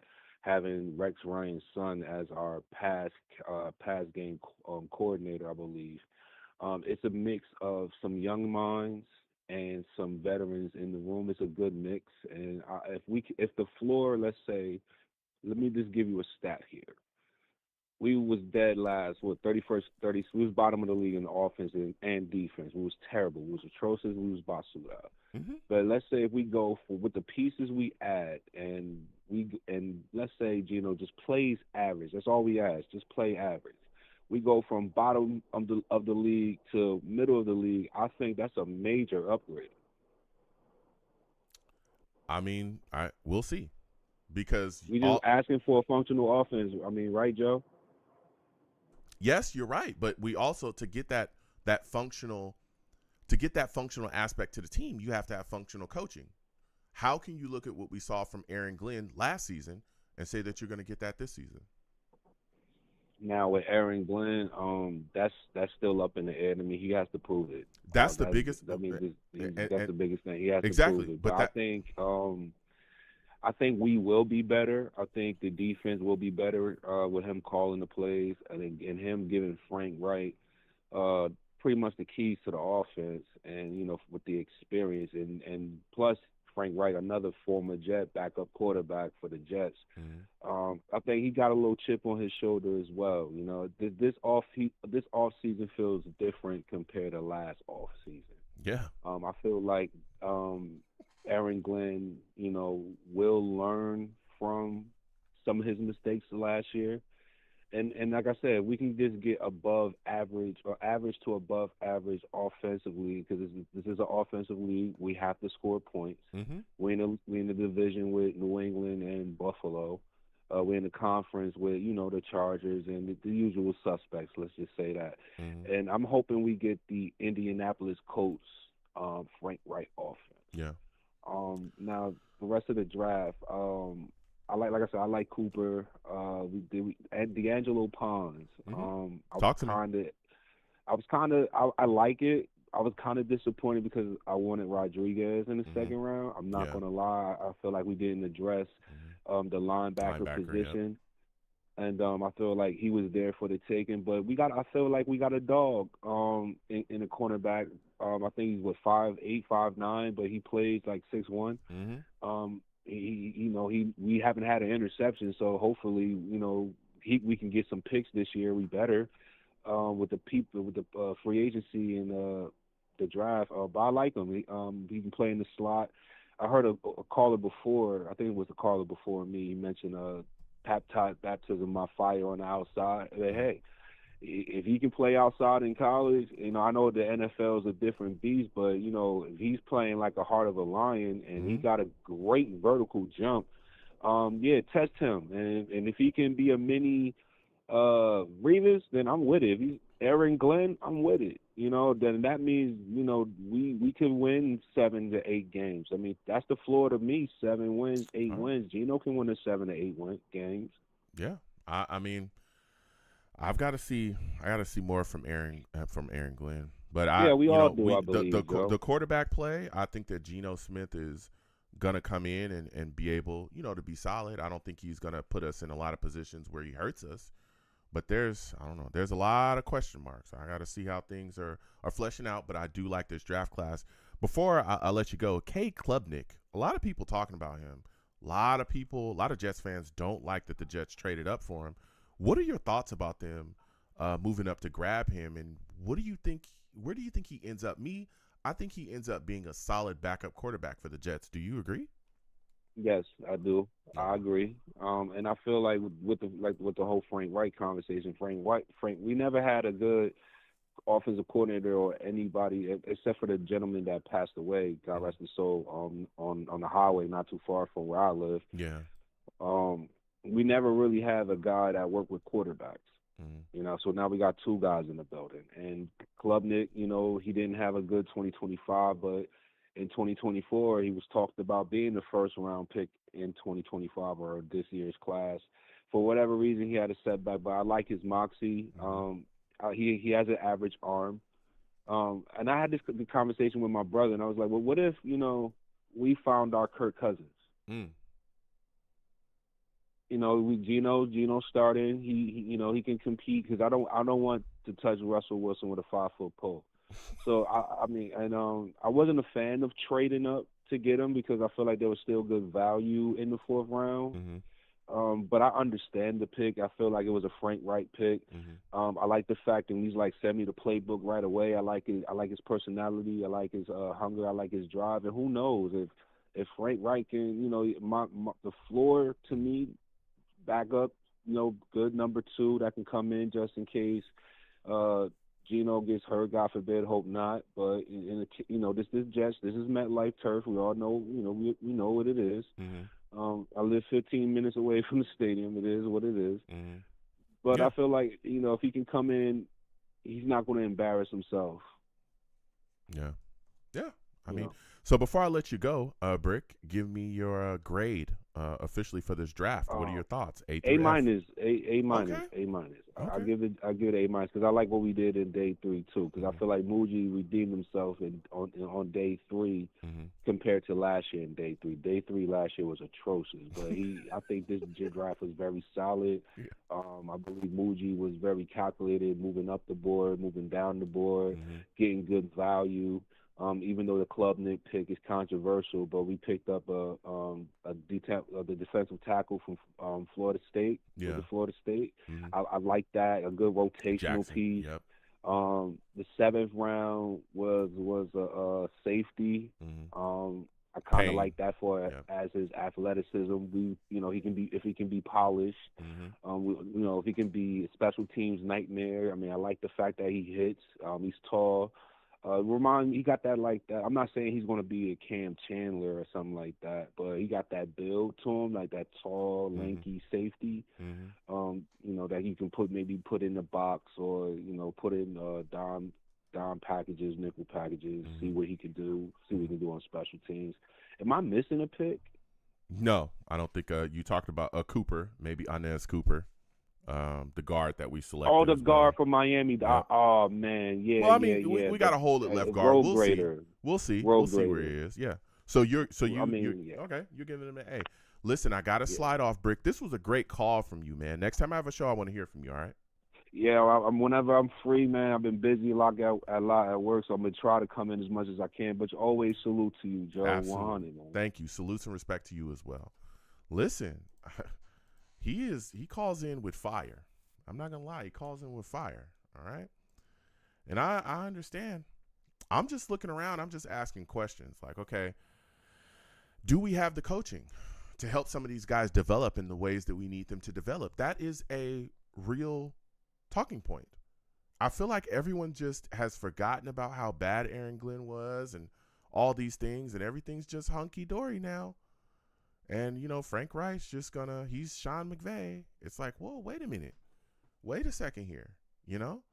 What's going on? Are we, what's happening here? So we're going to get back to these lines again. Area code 805-885-0467. Rusty, is that you on the line? Salutes, Joe. Salutes, Listen, fellow savages. Listen, for those of you that do not know, Rusty, he's a savage. He's a savage. Rusty, I've been going back and forth with so many people tonight. Man. Yeah, David that other one got a little heated. Yeah. Not heated, but it was, a little temperature rising I heard earlier. It was good. It's good. Jets fans, I love it. I love it. We got to go back and forth. Yeah. Man, David Bailey at 2, Kenyon Sadiq at 16, Cooper at 30. What are your thoughts about the Jets' first round?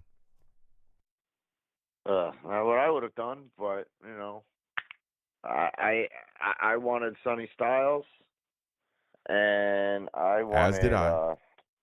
Dylan Thieneman, and then I don't know. As far as with Indiana and their wide receivers go, I thought Surratt was better than Cooper and could have got Surratt later. And I was a huge component of Chris Bell. I could have got him in like the second or did a little trade up to get like a third. Mm-hmm. And he's going to the Fish. So we'll see about that one. Yeah. I did not like that he went to the Fish at all. Mm-hmm. But I was thrilled we got Pons. Okay. People are sleeping on him like crazy. Yep. And he was the only one to shut down Jeremiah Smith in 2 years. So, you want to pump your hate brakes on the little fella. Like, he can get it done. And he's like, if you stick a firecracker in your fist and you light it, it's going to blow it off. Like, he's the real deal. I'm saying it. He's good. Rusty, he's good. And he, what? Yeah, I'm sorry. My Rusty, bad. when you look, I didn't mean to cut you off. When you look at him, is he a guy that you say to yourself could be or should be outside? There's a lot of people that are saying that he should slide in the nickel. A lot of people thinking he should be outside at number 2. What are your thoughts about that? He's an outside cornerback 100 million %. Like, and I don't know if a lot of people know too, he went to the same high school as well as Jeremiah Smith. Gave him hell over there as well. He constantly was a thorn in the side of Mendoza. He shut down Boston. What's his name? Denzel Boston, right? The one that everybody wanted to get as well. Yep, the big shut wide him receiver. down. Yep. He shut down now. He shut down everybody's number 1 wide receivers. Did you see him decleat that Hurricane too in the national championship? Yeah, shots. Yep. Yeah, I mean he's got that oomph, and he's good at tackling, and he can intercept the ball, unlike Sauce Gardner. But, teach its own. Thanks for the picks, Indy. You can have them. Yeah. And the Jets won more games than Sauce Gardner did last year, too. We won 3, and Sauce Gardner only won 2. Listen, good. Rusty's not going to stop. He's never gonna stop with Sauce. And I understand. I'm going to twist that blade. Yeah, I get it. I talked about Pons, and I feel like the biggest knock on him is his size, but he plays so much bigger than 5'8". And I do think he has a chance to be the Jets' number 2 corner, coming out the gate. Well, he was the same height as DJ Reed too. Yeah. So people forget that. Yeah, it's Reed like is awesome. When you look at this cornerback situation, of course you got Nashawn Wright, who I cannot wait to see in the Jets uniform. But Brandon Stevens has had some up and down moments here. But after that, AZ, he's coming off that shoulder. Brownlee is more of a slot guy. We'll see what happens with him this year. So I'm excited. I'm excited to see Pons, especially again when you saw him get drafted. Aaron Glenn's face just lit. Like the comparisons. Yeah, it looked like his son wild. Was getting drafted. Exactly. Really That's literally what I was about to say. His face lit up like his son was getting drafted, like he was drafting his son. Yeah. So yeah, I'm excited about it, and I think that that's going to be a wonderful addition to the defense and a needed addition because we were getting toasted. Yeah. I don't know if anybody saw the Jets defense. I guarantee you he will at least get 2 interceptions this year. Yeah. At minimum. Hopefully. Guarantee it. Hopefully. Yeah. As we continue or for real quarterbacks too, not backups. Yeah, as we continue to go down the board though, Rusty, I know Cade Klubnik. There's been a lot of talk about him, man. A lot. I'm telling you, Jets fans, I've gone back and forth with so many Jets fans. I love it. I'm thinking, I'm about to go back and forth about Bailey or Sadiq. If my take on Sadiq, people, no. Cade Klubnik, 2 fourths. What is he doing? What are your thoughts about the Jets moving up for Klubnik? I was eating, and having drinks, of course, too, as well, because that's what the Jets will do to you, especially watching the draft. I had a step outside. I almost like that vein that you got in your forehead. All of a sudden, it like pops out and starts doing like that. Dude, I had one. And like I had to go outside. I was like, Jameson, you're coming out with me too. I'm not leaving you at the bar. So, and I was heated. And then on top of it, to make things worse, with our pick that we traded with the Bungles, they selected who I wanted us to get, and they got Connor Liu. Who dude, that guy's going to be like an all-pro center, and that's who I really wanted us to get. And yeah, we didn't need linebacker at all in that draft. So yeah. Let's trade up for Klubnik. And I'm right here in Charlotte too, and moved here. I guess you could tell by my accent that I'm originally from the island, Long Island, and so I'm around like Clemson fans, like South Carolina Gamecock fans, all of them all over here, and even them they can't stand him, and I'm not happy about that. There was a lot of 2027. We need to get a quarterback, and I look at Klubnik. I look at Klubnik and I say, I think he's a guy that can end up being a competent backup for the Jets, and that's important. I didn't look at this pick of Klubnik and say to myself, oh yeah, they're of course they're gonna work him up and coach him up and just get the best that they can out of him. But I'm not looking at him as a starter at all. I'm looking 2027, and I'm saying it right now, and I'm gonna keep saying it. Arch Manning. Like, let's just make it happen. Let's not get play Archer around. Julian. Yeah, it's that simple. I mean, we could actually get Sorsby in the what is that? The supplement, because he's done. Yeah, and I don't want to go too far. But I don't want that. We have enough, Yeah, I don't want to go. I don't want to go take too over the tabloids like the Deanna Rossini. Yeah. Whoa. Yeah. Whoa. Let's. Yeah. Let's. I don't want to go too far into 2027. But So my plan is next year. Making something happen, making something shake at the quarterback position. But Cade Klubnik is a guy I think is going to be able to get coached up and be a solid backup option for the Jets, which is extremely important. As we continue to go on, though, Inez Cooper, after him at guard, I'm thinking this guy is a guy that could possibly push to maybe be the starting left guard. I'm not sold on Dylan Parham. I don't understand why everybody else is. What are your thoughts on that? Because there's a hole there. I don't know what the Jets are thinking. I don't. But I don't know. You don't like him? I do like Inez. I like Inez. Okay. And because he's one of those dudes where it's just like, see him go. Like if it's gonna be 3rd and 2, 3rd and 1, 4th and 1, 4th and 2, you put that kid in there and just be like, go forward, and he'll take care of it. Like when there's passing and everything, like defense, shoot, DLs or linebackers. He's not too good at that, but that's why you coach him up and everything. And he was going against the Reuben Baines, and Miami had a pretty solid defense, and he was a starter on there. So it's not like he wasn't, he was in, I don't know, like the Pac-12 or something like that, playing for like some weird team with like a Spartan head on their helmet. At least he went to a good college. Yeah. No, listen. I want to get your thoughts on this because we've talked about the draft tonight, but they had Russell Wilson come in for a workout. Do you think that it would be a good idea for the Jets to bring him in and be that number 2, quarterback on this roster? I don't think it's the worst move that they can make. I wouldn't mind it. He's a guy that's a veteran.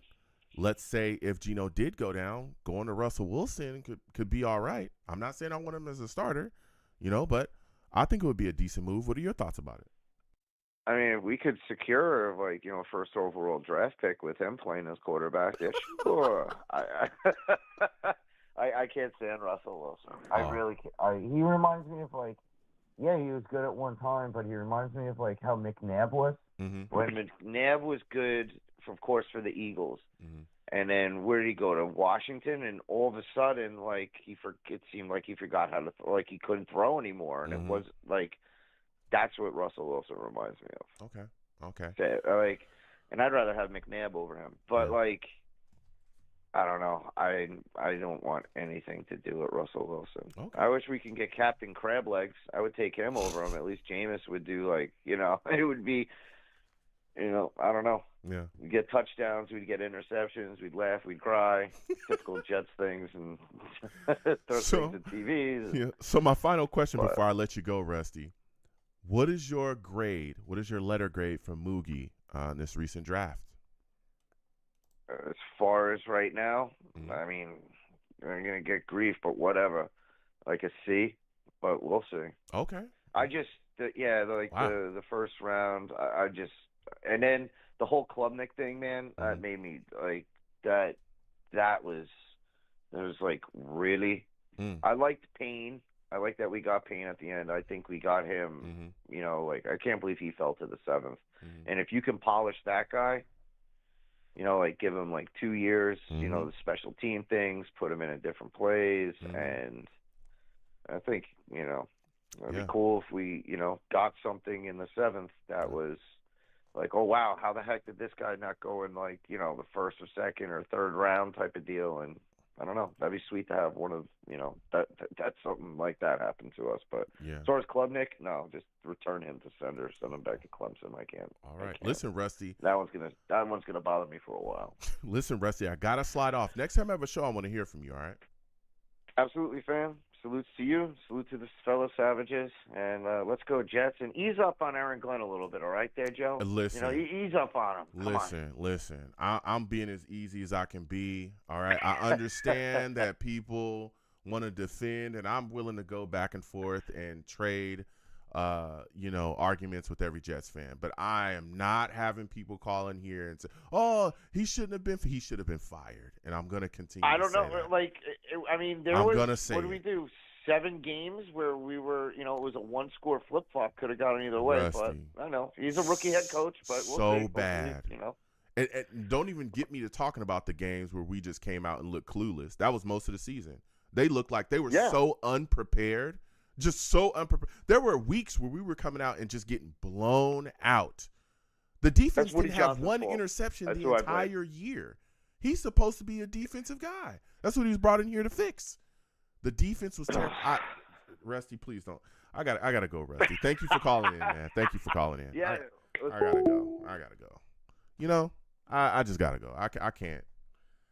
I just look. I'll go back and forth with anybody, but I'm not. And I get it. Former Jet, yada yada. I don't care. If you're not getting it done, right? If you're not getting it done, I'm gonna tell you you're not getting it done. That's it. Like, I don't understand this. Nobody else gets a pass. Nobody else gets a pass when it comes to Jets or Jets fans. But everybody's giving Aaron Glenn a pass. I can't have it. I cannot have it. I've got to be objective. We'll get back to the lines. I believe it's Mike on the line here. Mike, is it you? I don't think it's Mike. I think we lost him. I gotta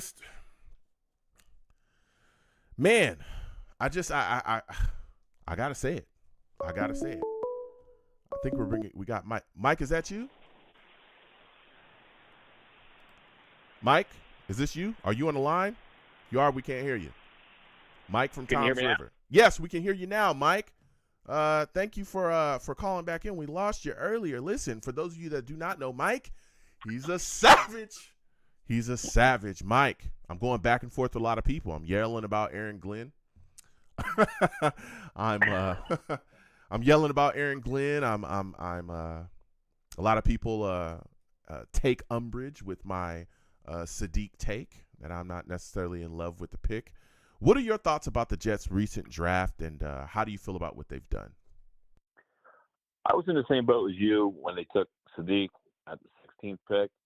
But then once they traded up and got Cooper, then I was like, okay, now we're good. Now we're good. And then we got Pons. I like him. He's going to be outside cornerback. Guarantee. He won't be nickel. Okay. I'm going to give the draft an A. Okay, you're giving the draft an A. All right. Yep. So what is your favorite pick of the draft? Because I want to Reese at number 2, but more like after stepping back away, I like Bailey. Favorite pick. I don't know. I would say maybe Ponds, I guess. Oh, you like Ponce? Okay. I can respect that. There's a lot of people that do Cooper. like. I like Cooper too, though. Okay. Omar Cooper. Yeah. Look, those two picks. I mean, for me, and this kid, my favorite pick is Bailey. I like it. I like edge. I like getting a guy that's going to be able to come in here and put pressure on the quarterback because that's what today's modern NFL is about. You have to get pressure on the quarterback. You look at the Eagles, right? The year that they went to the Super Bowl, they were one of the top teams in the league in sacks. There's a reason that they went to the Super Bowl. It's because of that, right? You can't get around them giving you a nanosecond to throw the ball before you get your head taken off. That's how it works, right? Today's NFL, especially when you look at where we're at in the AFC, you got Allen, you got Mahomes, you got all these guys that are able to handle business in a certain way. You have to get after them. The Jets defense was horrific last year. Why? Because we couldn't rush the passer. Will McDonald's on a milk carton. The Jets defense wasn't good. Like, we had to get it together, and I like Bailey being brought in. But Omar Cooper, the guy you talked about as well, I like that selection as well. I like the selection. Adds another weapon to this offense, really helps us be able to get the ball in the hands of somebody that's going to make something happen. And that's a big deal. Now, again, I'm not in love with the Sadiq pick. I'm not. I understand what they're trying to do. But passing up on Mekhi Lemon for him, I don't think was the best of best moves. And I know me and you agreed with that there. What are your thoughts about later on in the draft, though, man? Because a lot of people are going crazy about this Cade Klubnik pick. How are you feeling about it? I didn't like it how they traded away those 2 4th-round picks for him because they probably could have got him as we were at. We didn't have to trade up. I think he was injured last year because before that they were taking him for a 1st-round pick. You know, so maybe he was hurt. Like, we'll see. You know, that's about it though. Yeah. So as we continue on and we talk about this football team and things that are happening, the Jets brought in Russell Wilson for a workout. Would you like to see the Jets sign him and him be our number 2 quarterback? Nah, he's washed up. Okay. All right. So you don't want to have nothing to do with him either. All right. I respect that. Nah. I respect that. I think they should make a trade with the Titans and get the quarterback Levens. Will Levens. Okay. Yeah. I mean, he's whatever. He's been all over the place. His decision making at times is questionable, but a backup, you bring him in. I'm not necessarily against Russell Wilson, bringing another veteran guy to help, especially a guy like Klubnik, grow in the league. I wouldn't be against it, but I understand those that kind of want to stay away from that situation. So my final question before I let you go, Mike, because I got to get back to these lines. What is your when you look at this recent draft, who do you expect to have the biggest production, day one of their career or season one of their career? I would say Bailey. Okay. I think he'll have like 9 sacks. Oh, all right. So Bailey, 9 sacks, season 1. All right. Listen, Mike, I got to slide off. I got other callers. Next time I have a show, I want to hear from you, all right? Good takes. No problem, Joe. All right. Have a good one. We're going to keep getting to these lines. Again, 805-885-0467. 984. I think this is my guy from North Carolina. Salutes and respect to you. Listen, my friend, what are your thoughts about the draft, man? Is this North Carolina? Yes, it's me. I've been trying to get a hold of you for a while. I think you came on last week and something happened. I don't know. I didn't get the notification. By the time I hit my home page and you popped, I said, oh man, you were gone. You had posted a video at like an hour, I think it was 100 and some minutes on. I said, oh man, I missed it. Yeah, listen, for I had wanted, for those of you that do not know North Carolina, he's a savage. Yeah, look, I'll be moving and shaking. We had a great live show. We were talking that talk, but I'm glad that I'm here and being able to talk to you right now. You always, call in and we have a great discussion about the New York Jets. Listen, man, a lot of things going on. Jets draft happens. David Bailey comes out to be the pick at number 2 after a lot of, outside noise and rumors swirling. A lot of people thought it was going to be Reese. A lot of people thought it was going to be, some people thought it was going to be Bain. Some people was talking Sonny Styles like myself. What are your thoughts about David Bailey being the selection? Oh, David Bailey is a really good pass rusher. I was initially disappointed. I sat down and watched the draft from beginning to end, and when Bailey was announced, I was like, oh, man, they didn't take Reese because I saw so much potential. But what it is, Bailey is a nasty pass rusher. I went back to review his stuff and look at the reports on him. He's very, very unique. Very unique, David Bailey is.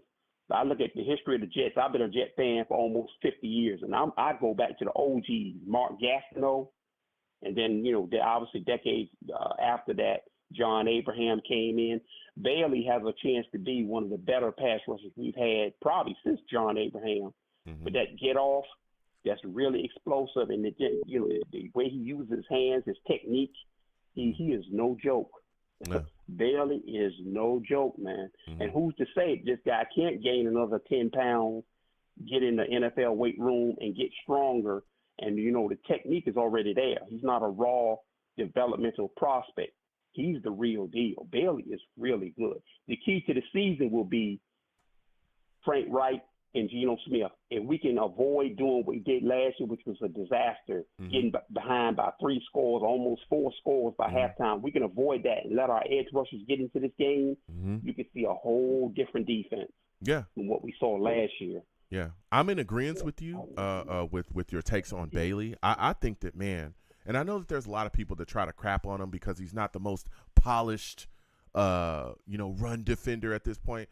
He still can grow. Like he's just coming out. He's a rookie. He still grow and get better as a player. But either way, the skill set that he brings, as you spoke about, is something that can absolutely completely change what we've done or what we've been here defensively. When you can get after the quarterback and just bring edge pressure, and you don't have to do all these crazy exotic blitzes and all these things, when you can just bring a guy off the edge and he can make things happen, it does a world's difference for your defense. When you look around the league, you know what? Go ahead. Go ahead. I was about to say, too, the biggest impact will be felt with Will McDonald. Yes, now, that's where I was going. We can avoid going down in games and, let's say, get off to a halfway fast start, get up 10-0.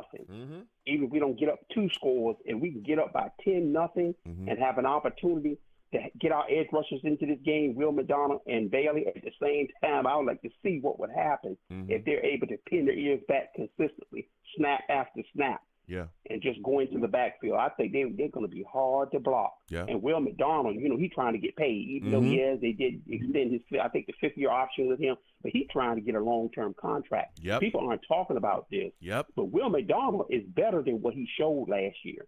I believe he's a 12, 13, probably around a 12, 13 sack guy. I think his numbers could be bigger than what they were. But what it was so muddied up with the defenses, getting so behind early in games and then the offense not doing anything and being, down by 3 scores by halftime. It's tough to get your edge rushers in the game if teams figure that they could just, maybe sprinkle in a pass every now and then, but primarily run the ball. That neutralizes your pass rushers. No matter how good they are, they're neutralized. They're ineffective. If teams figure that they can run the ball and there's not any kind of a threat where they have to, eventually pass the ball to make up the difference in the scoreboard, Yeah. No, I mean, you're spot on. And I was gonna talk about that as well, the impact on Will McDonald. The fact that opposing offenses can't just key in on just him anymore and go, okay, this is a guy we got to take away, chip him with a tight end, we're good. Or we'll lock him down. That's because nobody else is going to do anything here, defensively. Nobody else is going to be able to rush the passer on the Jets defense whatsoever. They don't have any other edge pressure. Well, now you add Bailey, an explosive young guy. Will McDonald starts to get freer and freer, and now things can get really crazy because, like you said, and I've been telling people, 10.5 sacks last season before, this past bad season. He has the potential to be a 14, 15 sack guy year in and year out for the Jets. I think so too. Yeah, I think so too. And people aren't talking about this quietly, because Bailey, he's the new kid on the block that's getting all the attention right now. But you watch Will McDonald. Yeah. Watch what I tell you. The key is, I believe, is Geno Smith and Frank Wright. Mm-hmm. All the weapons that we have on this offense, there's no reason for this offense to be, perform poorly this year. Well, now I want to see him get off to a fast start. Yeah. I love our draft. I think we hit it out of the park. Absolutely. Now it's interesting that you start talking about Geno Smith and Frank Reich, because the next pick after Bailey is Kenyon Sadiq. I did not like that pick. Not over Mekhi Lemon. I didn't like it. And I feel like I'm one of the only people, or the only person that's saying that, but this is my take. I don't like this pick. I don't like a H-back being taken at 16. We already got 2 tight ends that we don't utilize. And why would you pass up on Mekhi Lemon, a guy who I believe is going to be a high-end number 2 that could have came in out the gate and helped on this offense and helped with Garrett Wilson? Why would you pass up on him for this guy that, is an H-back? Yes, he's big and fast, but where's the production to back up the big and fast claims? That's my question. What are your thoughts? When they traded back into the first round, it seems like now the Jets are making it their tradition to strike late in the first round, which is a brilliant strategy, which worked before under our former general manager, Joe Douglas, and it looks like they've employed it again with Omar Cooper. What it is, Omar Cooper is going to be the one that you may see them rotate in and out, run the slot, and he's really physical. He's really tough. Mm-hmm. He is really tough. If you don't wrap that young man up, he'll literally peel and pull away from your tackle. Yep. I've looked at YouTube stuff on him. You see play after play where people reaching for him. It seems like he's carrying away from him and pulling away from him. He's a very, very tough wide receiver. And the key factor is with Kenyon Sadiq in the game, he's an every down tight end. He's very unique. I grew up with Mickey Schuler.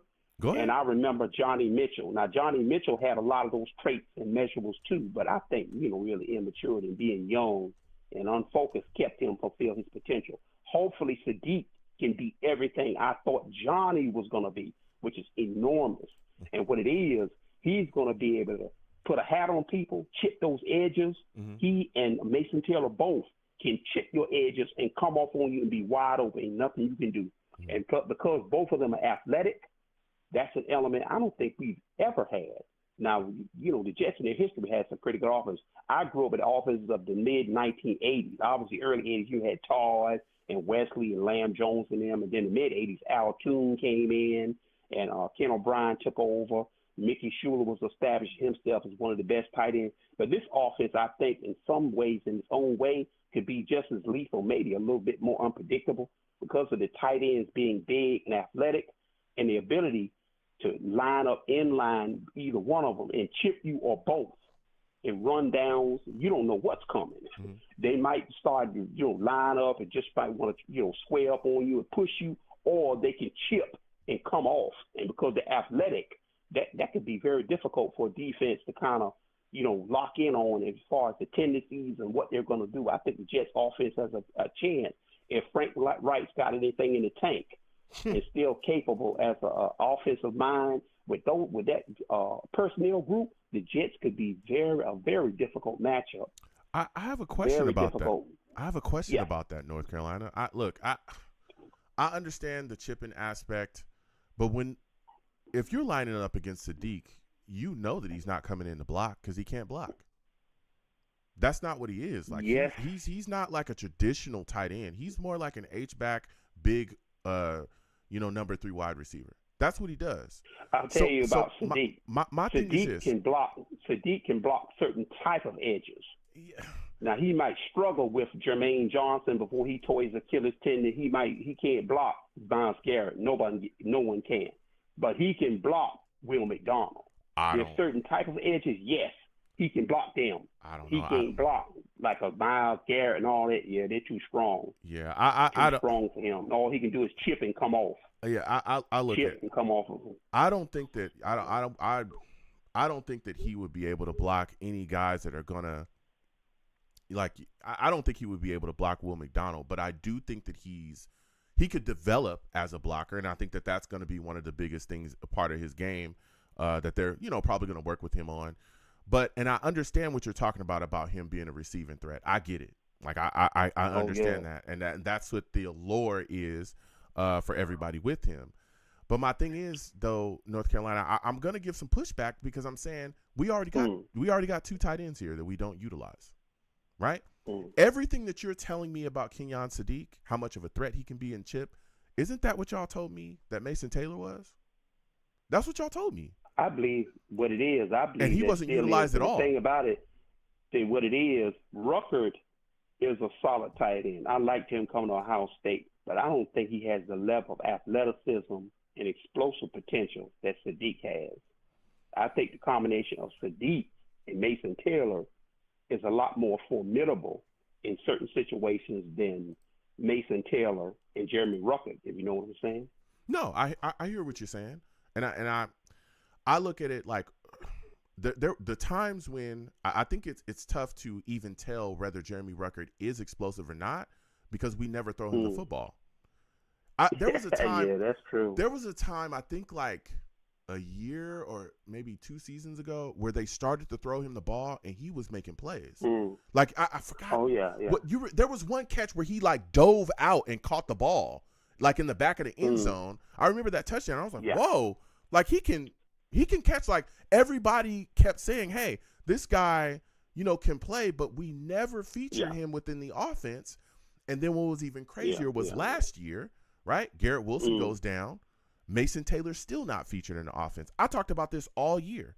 I thought that Mason Taylor was going to be like 3rd in receptions because there was nobody after Garrett Wilson and Breece Hall that were true, solidified, identified weapons offensively. None of them. Yeah. So nothing. We got nothing from him. He didn't have nowhere near the impact as people thought, and he's supposed to be this big, fast guy. And so, look, I get it.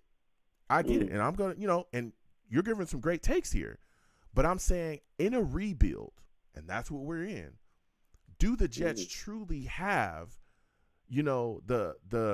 are we in a position or a space? Do you have the luxury to take a tight end over a high-end number 2 wide receiver? And when I ask myself that question, I say no. Yeah. I say no. But give me your thoughts. I think this draft is more about 2027 than it is 2026.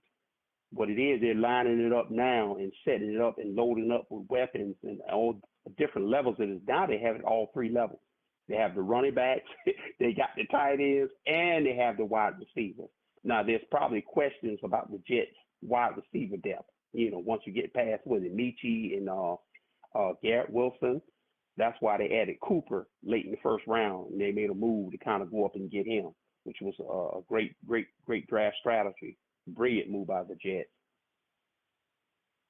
Yeah, I mean, we'll see. I hope he has 1,500 yards and 30 touchdowns. I hope he goes crazy. But I think it really, I think it really comes down to Frank Wright and Geno Smith, what kind of chemistry they have, because if they can click with all the weapons at all 3 levels of this offense and a solid offensive line with Pittman and Membu and Ulufashano, if everything comes together and clicks, the Jets offense could be the best we've seen in quite a while. It could be really exciting this year. Yeah. So we'll see. Listen, I got to slide off. This is a phenomenal call from you, but before I let you go, my last question is sure. Actually, I have 2. Give me your grade for this draft, and also, who do you think is going to have who do you expect to have the biggest production from this draft in their rookie season? Grade-wise, I would have to give them getting Pawns in the second, what they did, landing a top-flight corner. I would have to give them an A. Okay. They got the best edge rusher. They got the best tight end. They got one, arguably, definitely, if not higher rated, one of the top 10 wide receivers. And they got one of the top rated cornerbacks, pound for pound. Even though he's diminutive in size and looked at as kind of short or kind of smallish, but I see those Aaron Glenn traits all over this young man. I'm very impressed. Very impressed with Pawns. I think I gotta give him an A. Okay. I think he did a good job. Who you expecting to have the biggest production in their rookie year? Well, if you had nailed me down, if you had to expect who had the biggest impact, uh, I'm kind of conflicted between Bailey, the edge rusher, his presence helping to free up Will McDonald, as I spoke about earlier, and Pons in the Jet secondary improving, vastly improving. Okay. Listen, great takes. North Carolina, I'm sorry that we kept missing each other, but it's always wonderful to talk Jets football with you. I gotta slide off, but the next time I have a show, man, I want to hear from you. All right? Yeah, I'll definitely hit you up. Absolutely. All right, you have a good one. Yeah, you too now. Okay, goodbye. Listen, man, we're taking calls from everywhere. All right, we're taking calls from everywhere. 718, we're coming to you next. Man, oh man, there's a lot of things moving and shaking. A lot of takes to be had about this team. 718, we'll come to you in just 1 second. A lot of takes to be had about this team, but I love it. I love what is. I love the draft. I do. That Sadiq pick. I wanted Mekhi Lemon. If the Jets end up with Mekhi Lemon and Omar Cooper, brother. That's now you're cooking with gas, all right? But we'll see what happens with Sadiq. Salutes 718. You're a new caller. Give me your name and where you're from.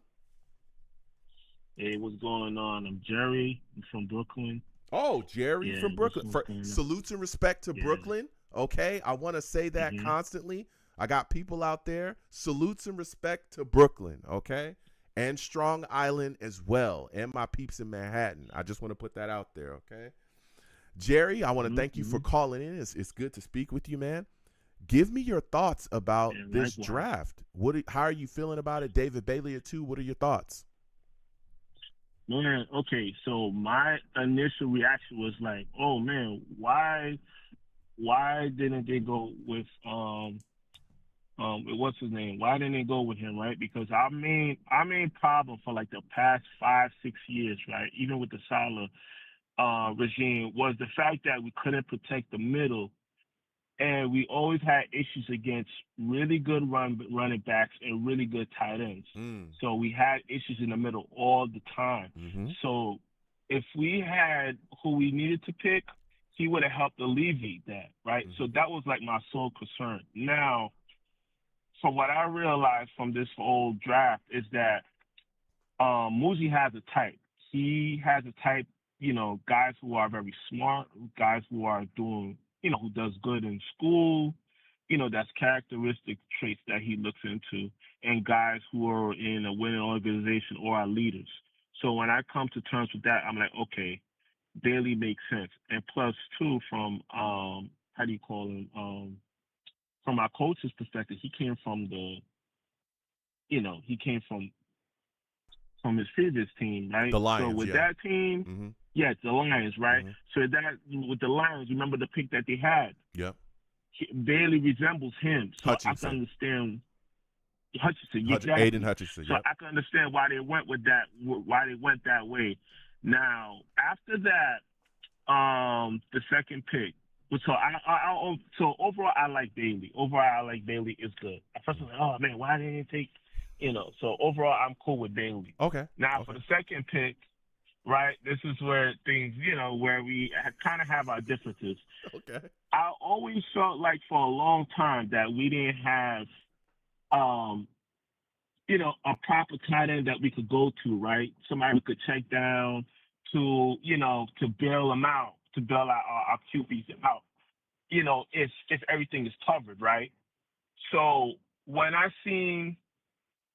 want to start with, we missed out on other tight ends in the past that possibly could have been game changers, but we didn't get them, right? So now we got Sadiq. I'm cool with that. I'm happy with that, right? And I think he's he's more of a hybrid tight end / wide receiver, right? I'm happy we got Mason Taylor too. I'm very happy with him. I have high hopes for him this season as well too. But I'm cool with having like reliable tight end depth.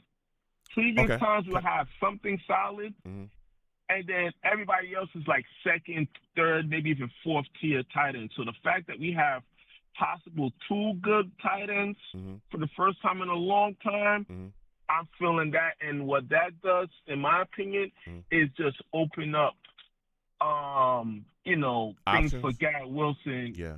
Can I actually, and yes, Gary, Jerry, you're cooking right now. All right. You're cooking. I like where you're going, but I want to give you some pushback here, because you're talking about the tight end position. And I know you like, Kenyon Sadiq being taken and things like that. But I'm looking and I'm saying to myself, man, we already got 2 good tight ends that we don't utilize. So I want to ask you this question.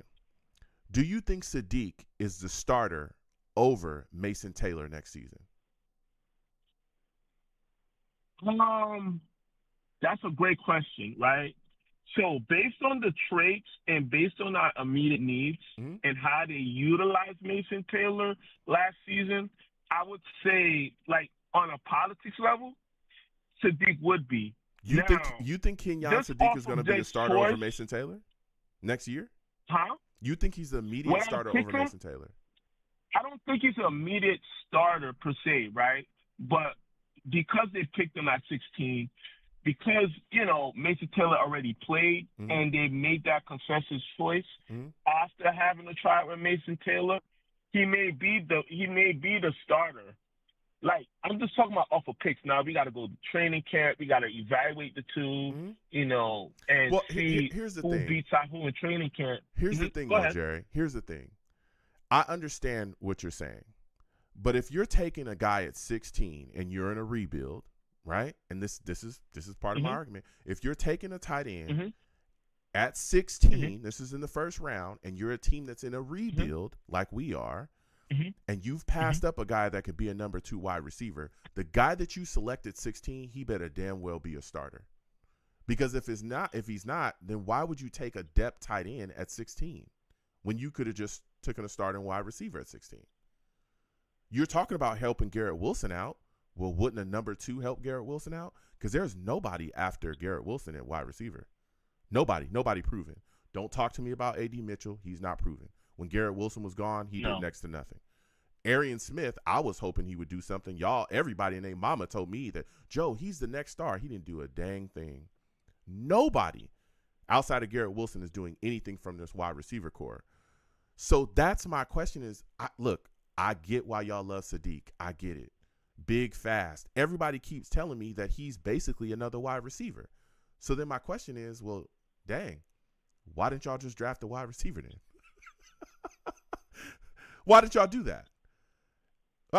I'm lost. I'm lost about this pick. If it's up to me, up to me, right? Let's just say, to me, what I would want, yes, I'd want Sadiq, but instead of getting Cooper, I wanted Boston, because for a while we haven't had that, that power forward, saturated type of receiver, in such a long time. Somebody you just throw the ball to, he could, single coverage, double coverage, he's getting it. And I felt like Dales and Boston fit that subscription.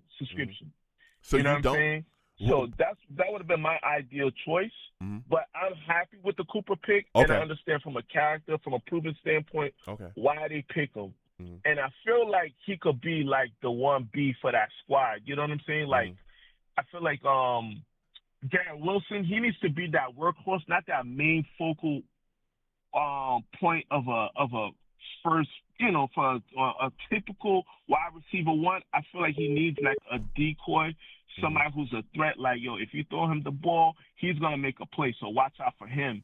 So that basically alleviates the double teams or triple teams on Garrett Wilson. You know what I'm saying? That's how I feel like Cooper can be if he plays up to his potential. And then Sadiq as another added weapon. I feel like those collectively could open up for Garrett Wilson to be like that workhorse that he should be. You know what I'm saying? Yeah. So collectively, I like that. And I do agree with what you're saying. Like, I like Lemon, but it's like, okay, you pick Lemon at 16.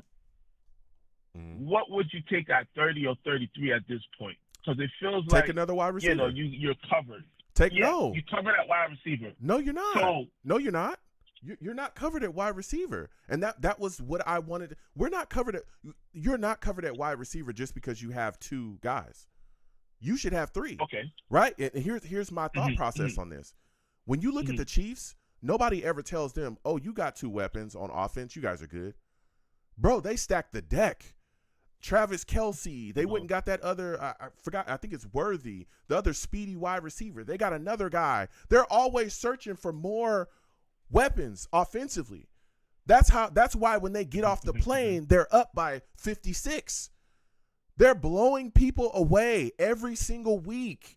You can't keep up scoring with them because they constantly are able to rotate in weapons. If we're ever going to get better as a franchise, I want the cupboards to be filled with food. I don't want to starve. I don't want to starve here. I don't want just 2 cans of vegetables. Give me 50. Yeah, let's go. Let's go do more. That's all I'm saying is I understand, people are like, well, if you take Mekhi Lemon, then what do you take at 30? Take Omar Cooper.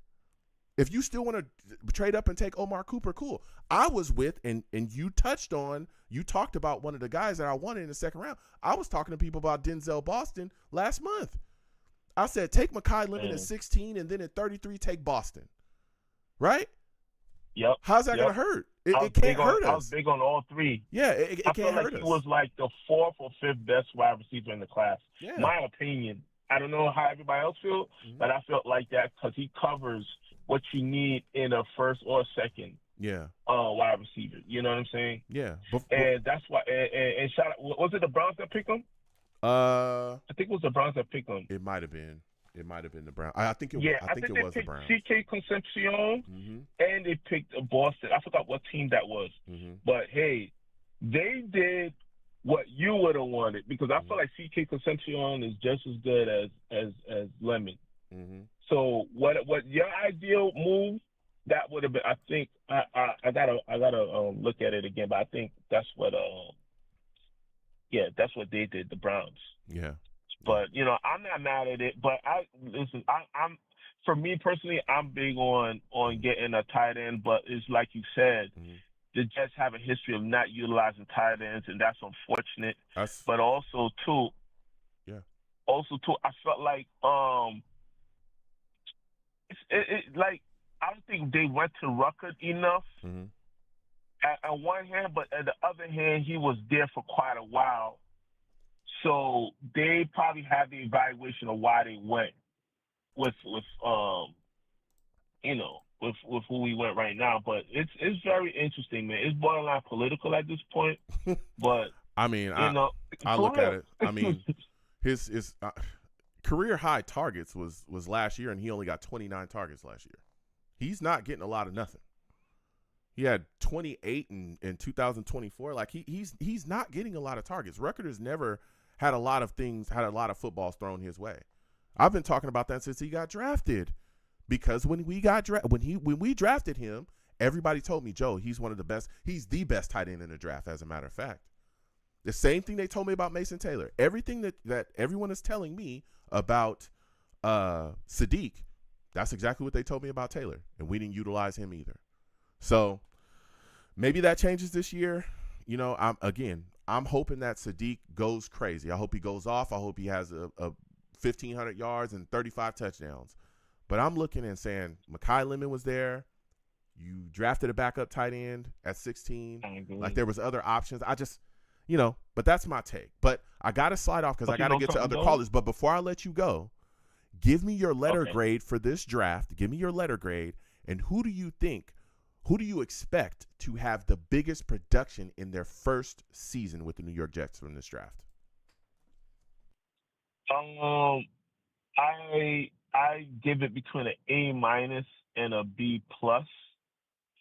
And I think Pons is going to have the biggest impact. Highly underrated. Wow. Okay. And I think, highly underrated. He's 5'9". Okay, that's great. But we also have Buster Screen.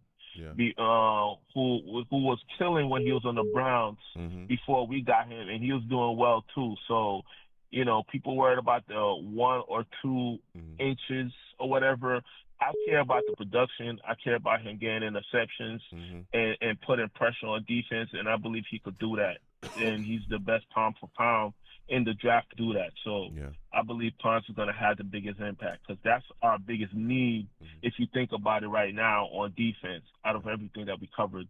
And also, I want to touch on the off season is highly underrated, and I think the draft kind of complemented what happened in the offseason. I just want to leave with that. Yeah, no, you're speaking facts. Listen, Jerry, next time I have a show, I want to hear from you, man. This is a phenomenal call from you, my friend.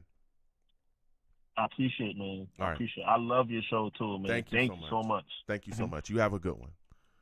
Listen, man, lines is hot, man. I think this is going to be our final caller here. We're gonna keep getting to these lines. Listen, man, a lot of things moving and shaking. A lot of things going on with the New York Jets here. 315, we're coming directly to you. 315, you're looking like a new caller. Give me your name and where you're from. Yes, my name is Dakota, and I'm from upstate New York near Syracuse. Okay. All right, Q's in the building. Yes, Salutes sir. and respect to you. Listen, thank you for calling into the show. Jets draft happens, right? Bailey at 2. What are your thoughts about that pick, man? Were you excited for it? Is there somebody else that you wanted instead of David Bailey? Okay, so I think this Jets draft is highly intriguing in a lot of different ways. There's just so much hype around it, and we've seen this show before, but I love the David Bailey pick more than I like it. I wanted Arvell Reese. Arvell Reese is technically my favorite player in the draft. He's 20. His ceiling is through the roof, but the Giants will probably figure him out in a year or two. But David Bailey fits the Jets, and he fits Aaron Glenn's plan now. I completely understand taking David Bailey because he's ready to go. Best pure pass rusher, 14 and a half sacks. 16 or 19 tackles for losses. Just he's ready to go. I think he's going to win Defensive Rookie of the Year. Ooh, that's just my opinion. I like they it. Actually have him. Yeah, they actually have ahead. him winning. Right now, he's the betting favorite. Yeah, First off, I like that. You came right out the gate, gave it the shot. Yes, I could see that. I think he has an opportunity to do so, especially with some of the numbers that a lot of people are talking about. He's going to be able to put up. But another thing I like about your take is you spoke about the immediate impact, right? And Correct. I think that Correct. is something that a lot of people are not talking about either. I spoke a little bit about that myself, is that, yeah, he's a guy that can get coached up. We all know that, right? You can make a lot of these players better at different facets of their game. A lot of people talk about his inability against the run and all those things. Yeah, he can get coached up and get better at different areas. But he's a guy that's a lot closer to the finished product, and he's a guy that you don't have to do too much to get that immediate impact, to get that immediate production, especially with again, and I'm keeping it real, and we talked about this all throughout the show, Aaron Glenn hasn't shown you, not yet, that he's a complete head coach himself. There's a lot of things he's struggled with, and we all know that. I agree completely. Like, we've seen this throughout the year. So when I look at Bailey, I say, I get it. All you really have to do is put this guy out on the field. And I said this during the draft. Tell him, hey, kid, go do what you did in college. Yeah. That's it. You ain't got to really ask too much. Go do what you did in college. We'll move you around. Oh, yeah, you're going to be on the right side. Okay, we're going to put you on the strong side this week or this play. Next play, go over here. We're going to run some stunts with you. We're going to do all kind of things to free you up and get you open. But go do what you did in college. That's it. And he can go do that. See, I completely agree with you on everything about David Bailey. Like I said, I wanted Arvell Reese. Most of the fan base wanted Arvell Reese. Yep. We all love him. Yep. And, he is my favorite player in the whole draft. But, in this time frame right now with Glenn's job, I've been a Jets fan, 22 plus years. I'm 31. I've been a Jets fan my whole life. I'm a diehard. I'll never give up faith, no matter how ugly it's looked. And last season, boy, was it the worst ever. But I just never seen a head coach on the hot seat more in Jets franchise. I feel like this coaching staff is much more equipped to coach a player like Bailey. Kenyon Sadiq. Take a look at Tanner Ekstrand last season, right? Mm-hmm. And take a look at that coaching staff. Mm-hmm. With who he drafted now and this team that Glenn's brought in the offseason, it would be a disaster. Everyone thinks the season's going to be a disaster. Mm-hmm. And I can tell you at the end of this call what my guess is going to be for the Jets. Mm-hmm. Yeah.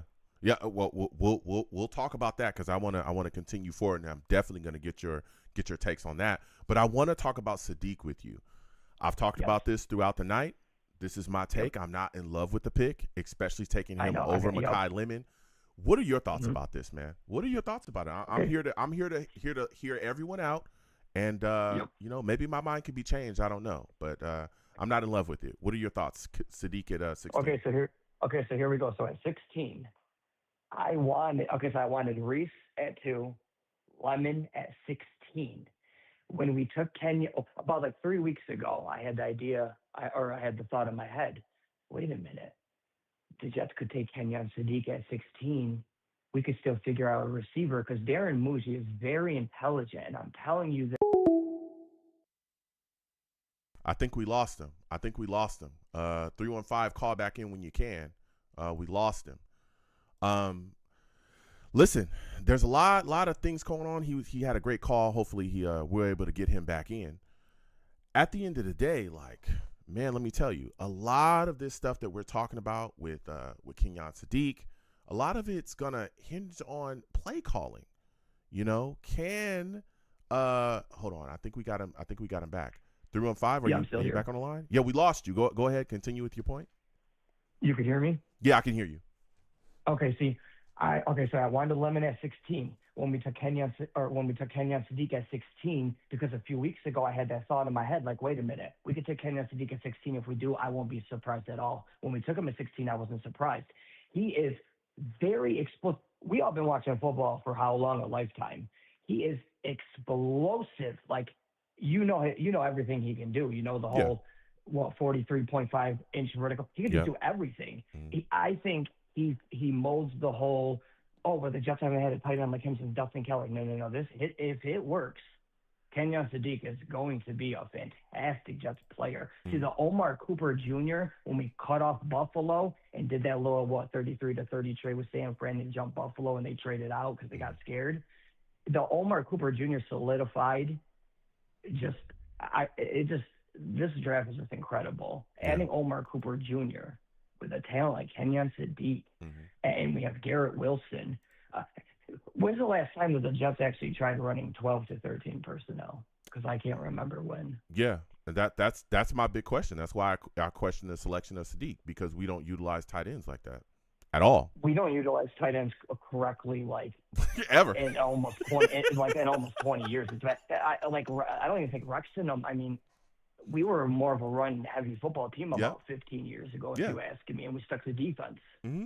That was it. And so that's my question of why take Sadiq, because you already have 2 tight ends on this roster, Mason Taylor being one of them, and everything that people are telling me about Kenyon Sadiq, they told me about Mason Taylor. I wanted a wide receiver when Mason Taylor got drafted. I was screaming, get a wide receiver in the second round. I've heard the same thing. Yeah. So I'm just, and I get it. I want Sadiq to go crazy. I think he has the ability, like the measurables are there. What he ran like a 4.39 or something like that. Like, we all know the numbers, all right? Athletically, he is off the charts. But I'm looking at the production too, and I'm saying for him being so athletic and just having the freakish ability that he has, only 500 yards? And he never broke 100 yards in any game last season? I was taking a close look at his stats too, and that was one of the only ones that was head scratcher to me, because I was like, wait a minute, we have this explosive talent. Yeah. Like, I don't know about like combine history, so you know what I mean? One of the fastest tight ends in combine history. You know? It's all intriguing, but I agree with you on that too. I took a close look at his stats the other night, and I said, wait a minute. Yeah. Shouldn't he? They should be more eye-popping. Exactly. And that's where I'm. And again, I'm not trying to knock him. Like, I'm really not. No, I hear you. I'm just saying, like, if you're telling me big, fast equals good, okay, well, where's the results for that? Because my dude Mekhi Lemon, we know he was one of the most productive wide receivers in all of college football. Dude had 1,100 yards. I think it was like 1156 or something like that last year, going crazy. So this is where I could be wrong in this draft because a lot of people thought, or I don't know, Jordan Tyson. But I don't like the whole injury thing. I'm actually very glad he went to the Saints. I think he fits perfect there, Tyson. Absolutely. I did not want Tyson on the Jets because the injury history would have been a disaster here. I feel like we don't need that. I think the best receiver in this year's draft. I could be wrong, but I thought it was Mekhi Lemon. Talk about it. Because when I was telling people that, nobody wanted to hear it. But go ahead. Well, I just think like I said, I could be wrong. Like if we took a Mekhi Lemon at 16, we added him with Garrett Wilson. You're going to tell me Mekhi Lemon wouldn't be the best slot receiver in the AFC East? I think he would be better than Khalil, or what is his name, Shakir. Yeah. I could be wrong about it. I just think Mekhi Lemon is very explosive, great hands, catches. He's got the whole yak. But I love Homer Cooper Jr. as well. He's about my second favorite receiver in this year's draft, Homer Cooper Jr. When we got him, I got stoked. Yep. I was right there with you. I said, I felt better about the Kenyon Sadiq pick when we got Homer. Listen, I'm telling you, it could all be a disaster. Homer Cooper Jr. is going to become a really good player or a great player for the Jets. I promise you that. And David Bailey is too. I don't know how Sadiq's going to be in the end.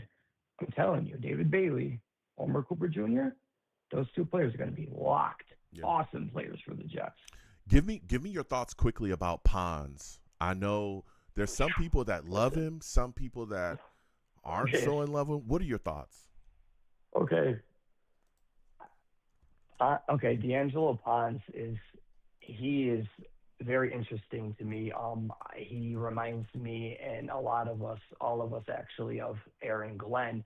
I think he's going to fit for the Jets perfectly. See, I don't buy the whole 5'8", 5'9", because he plays so much bigger than this. See, that's been proven in the NFL before. If what is it, DJ Reed? How tall is DJ Reed? What is he, 5'9" or something? Pons is much better than a player like DJ Reed. And DJ Reed's always been a damn good player wherever he's went. You know what I mean? Seattle, San Fran, the Jets, you name it. I love Pons. I think he has it all. I really do. I just don't buy the whole he's 5'8", he's 5'9". Look at how Aaron Glenn was. Aaron Glenn was awesome for the job. I think Pons has a chance to be better than Glenn. I could be over my head, but hey, Pons at 50, national champ. He was awesome in the playoffs. They were saying he was MVP of whatever. I think he's a great player. That's just me, though. I think he's fast, physical. Yeah. It's going to be interesting to see how this class continues to shape out. What are your thoughts about Will McDonald getting that 5th-year option picked up by the Jets? Yep, I definitely caught that, read up on that. See, okay, so what are we dropping? Because I know we declined. Thank God we did. I know we declined. Mozzie Smith, we declined that. Thank goodness. I was expecting that. So glad about that. So Will McDonald, I could definitely deal with him for another go around. I think Will McDonald, I've always been a fan of him. Not crazy about him. Never was get him out of here. I think he's a very productive player. He's a good player. He's not great. I think this year he's due for possibly a career year with David Bailey. David Bailey's going to be arguably our best defensive player. That's just my opinion. People are really down David Bailey. He is a force. What is his name? Frankie V. I give him and Jake and everybody a shout out because Frankie V and our fan and our fan base and the Jets fan base, Frankie V was very, very high on David Bailey at first. A month or so ago. I was laughing at him over the Jake Asman show when I would watch it. Frankie V, I feel like he's going to be right in the end. Yeah. And I love David Bailey, and I wanted Orville Reese, but I think Reese, he just doesn't fit this timeline. Maybe 2-3 years from now with the Jets, if we had Reese, Yeah. No, listen, you're talking fact. And salutes and respect to Frankie as well. Look, I think that Bailey's could have a massive impact here with the Jets. He is. I'm telling you.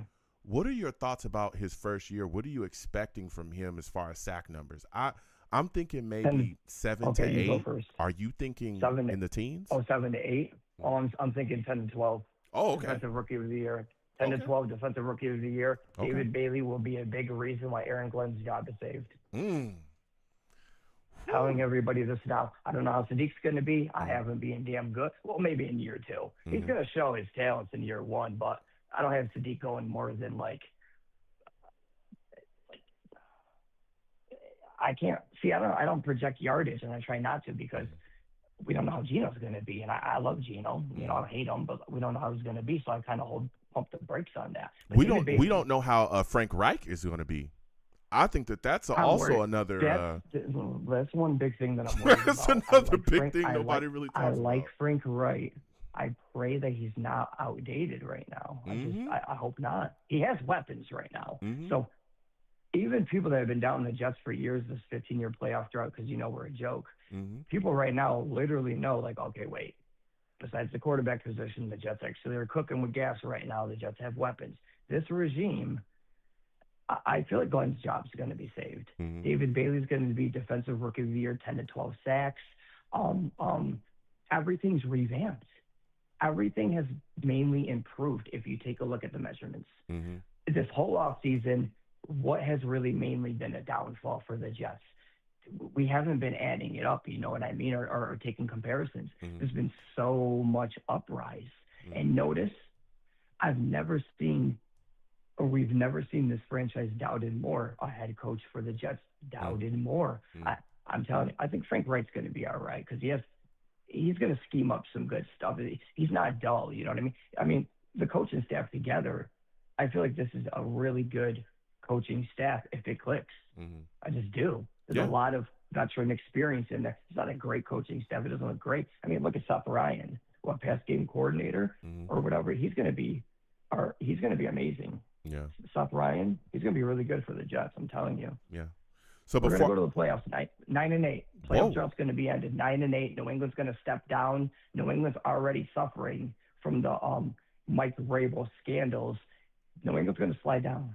Wow. That Vrabel scandal stuff, that's already affecting them. It's going to affect them through the season. Buffalo's going to win a division. Jets second place, wild card 9-8. Ooh, interesting. All right, before I let you go, give me your grade on this draft, and who do you expect to? Well, you talked about David Bailey, but when you look outside of David Bailey, who else do you think is going to have probably the second biggest production season 1 from this draft?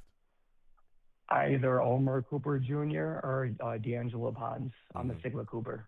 Okay. I think he's going to really help Geno Smith out. I really do. He's going to, just between Sadiq, his size, physicality, all that, that can't be shaded away. And Omar Cooper reminds me so much of Debo. People are saying Debo, but others are leaning towards, who is it? I can't even think of him, but he reminds me so much of Debo Samuel. It's going to take so much attention off Garrett Wilson this year. Yeah. Garrett Wilson's going to be fine this year. We just got to pray for his health. That's it. He's going to be fine. Garrett Wilson's already seeing it. He is so happy right now already. Yeah. Well, we'll see. We'll see what's going on. Listen, Dakota. I think Omar Cooper Jr. or Ponds, definitely. Dakota, this is a phenomenal call from you. Next time I have a show, I want to hear from you, all right? Yes, A-. I give this draft A-. Oh, absolutely. Thank you so much. You have a good one, man. You too, brother. All right, peace.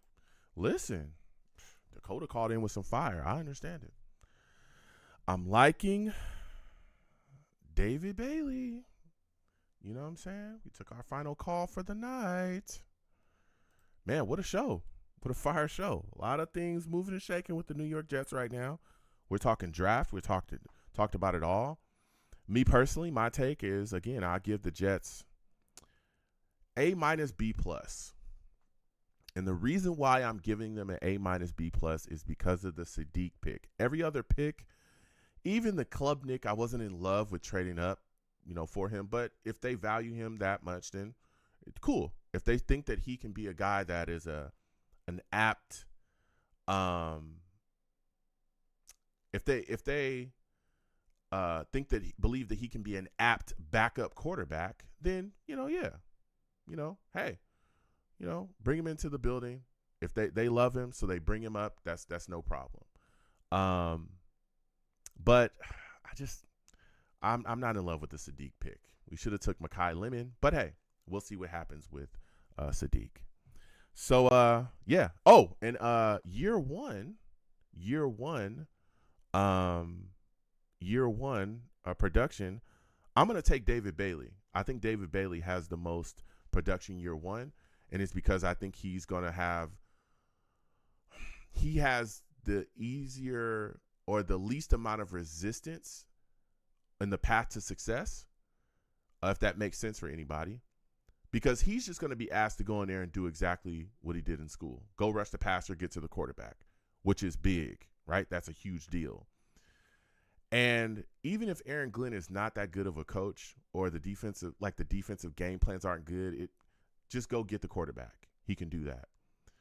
The thing with Sadiq, Omar Cooper, other guys as well, it's not as easy as for them, especially for the offensive guys.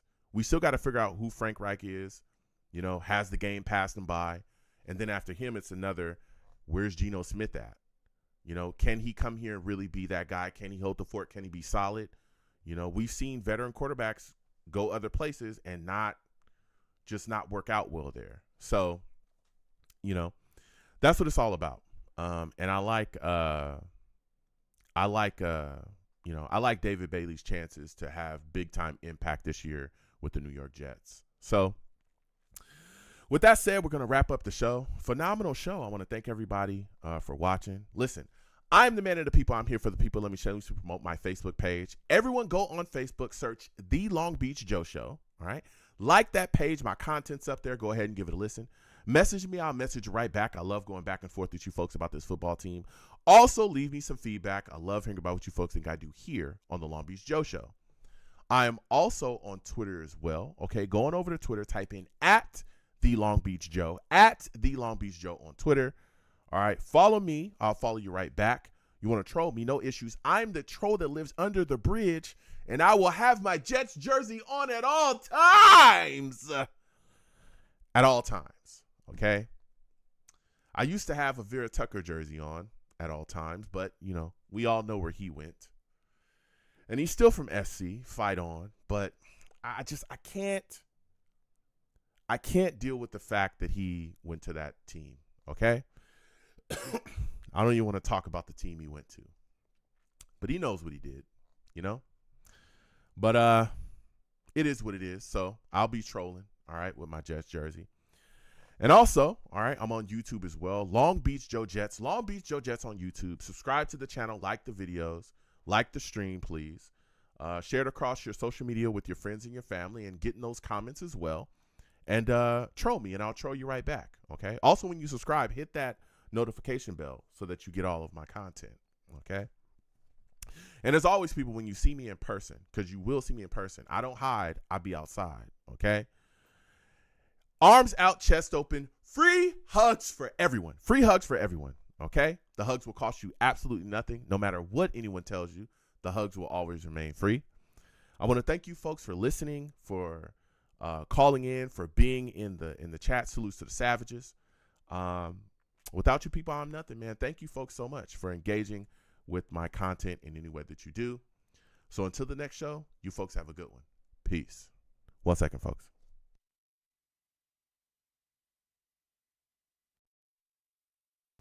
Pow. I'm back. Okay. Listen, for those of you that are new, all right, please subscribe if you haven't already.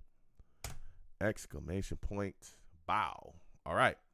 So that link tree that just came up has the links to all of my social media, has the links to all of my YouTube pages as well. There's a lot of content coming.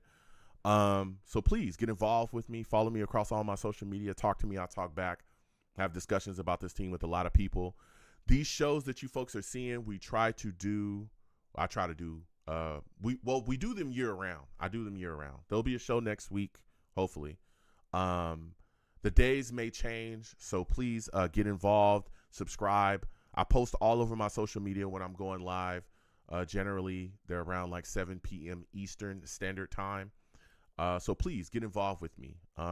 Next week, I'll try maybe Tuesday. We'll see. Tuesday at 7 p.m. Eastern. But please subscribe so that when I go live, you'll be able to interact with me. As of right now, you see this number here. That's the number to call into the show. We're taking calls as of right now. That may change a little bit in the future as far as how we get people on, but I always talk to Jets fans, okay? So maybe next, coming soon, there may be a change. But as of right now, this is how you call into the show, okay? You call in. If I miss your call, somebody's on the line, I will call you back, okay? Or you can keep calling. That's fine. But I will get back to you immediately after I finish my calls. Y'all heard tonight, things is crazy. A lot of things moving and shaking around here. Had a lot of great calls with great Jets fans. And I want to thank everybody for coming on in and saying what's up. But yeah, I interact. I talk to the Savages as well in the chat when I can. As y'all heard tonight, the calls was ringing off, so we focused on that. But I definitely go back and forth with the Savages in the chat. I call my chat the Savages because they're savage. Yeah, you know, if you have thoughts, ideas, comments, questions, takes, put them in the chat as well, and we go back and forth. When you call in, hey man, make sure you have a good phone. Don't call me from a phone you found in a Home Depot dumpster, all right? Call me from a phone that has a good connection that, you know, I can hear you, you can hear me. Let's have the discussion. Because if I cannot hear you, my listeners can't hear you, what can we do? I'll hang up and just move on. Or I'll ask you to fix your situation. Sometimes people call in with, what are those things? Headsets, the Bluetooth headsets. That can make things really weird and make you sound really low or really far away from your phone. So I may ask you to disconnect that. But other than that, you know, if I can hear you, good to go. Make sure your background's clear of noise as well. I don't want to hear a bunch of crazy loud stuff in your background. Get rid of that. If you're listening to me while we're talking, or if you're listening to me and we're on the phone, hey, turn that down or turn it off. So, you know, there's no echo and nothing crazy. Yeah, so the only thing I do not allow on my show is cursing. Don't call into my show cursing. I will get you out of here. I will get you out of here. Don't do that, okay? You call into my show cursing, you know, y'all know what the curse words. Don't do that, okay? I'll get you out of here. Don't do that, all right? This is a family show. We talk about football here. That's what we talk about. Don't call into my show talking about something crazy. I'll get you out of here for that too, all right? Everyone knows, you know, Veteran Savages, I'll hang up on you. I don't care, all right? Sometimes I give people warnings. Hey, slow down with the language. I understand it's the Jets. I know they can take you there. I've been close myself. But guess what? I don't do it. So I'm not going to let you do it. Again, this is a family show. I have young people that listen, old people that listen, and this is YouTube. You know, this is YouTube. YouTube is sensitive, and I love YouTube. So I have to respect YouTube's sensitivity, okay? So, you know, that's it. But again, I know I don't have to tell anybody that. You know, my audience, the people that listen to me, the people I converse with, the Jets fans, you're all so intelligent. I don't even have to worry about that. But I often have to, you know, put that out and let that be known for, you know, maybe, you know, fans from other fan bases that call in as well. And we do have fans from other fan bases. We got Raiders fans, Falcons fans. I've had Patriots fans call in here. So you don't have to just be a Jets fan to call in here, but we do bleed green. Just know that. So when you call in, we're going to talk about the Jets from, you know, especially from another fan's perspective, from the outside looking in, how you folks feel. But we definitely talk about the Jets here. Okay, that's what we do. All right. So yeah, we have a lot of fun here. Get involved with everything during the season. When I can, we do live game watch-alongs. We'll watch the game together, and then after the game, we'll have a live radio show, just like we're having right now. And man, those shows can be hot, okay? Because especially the way we were losing last season, there's a lot of anger.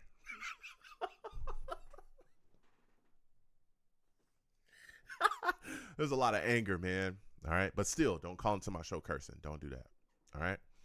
So yeah, have a lot of fun, and I want to thank everybody for for getting involved and saying what's up. JSC, salutes and respect to you, man. Thank you for being in the chat, man. Good to see you. Nerd Ninja, salutes and respect to you. Modine says, good job, Long Beach. I'm not saying that, but salutes and respect to you. Thank you for for coming in, Mo. Mike P says, I'll hug Joe. Salutes. All right. Danger Zone salutes. He says, hit the like. All right. Salutes and respect. All right. And listen, I'm all about giving respect to other Jets fans. I have no issues with that. All right. I have no issues with that. I know some people may have issues with that. I don't, especially Jets fans that I rock with. You know what I mean? So I'm all about it. You know what I'm saying? I want to have a discussion with everybody, and I want to have a dialogue with everybody. So Mike Katina, salutes and respect to you. Always good to see you in the building. Christopher Phillips, salutes and respect to you. Just salutes, man, to everybody that came on in and said what's up with your boy, that interacted with the show. You know, Jay salutes. JC2985 salutes. Rusty salutes. All right. Rusty says we still need a center, though. Yeah, we'll see what happens continuing forward. That hole at left guard is crazy, but we'll see what happens. Coach G7 salutes and respect to you as well.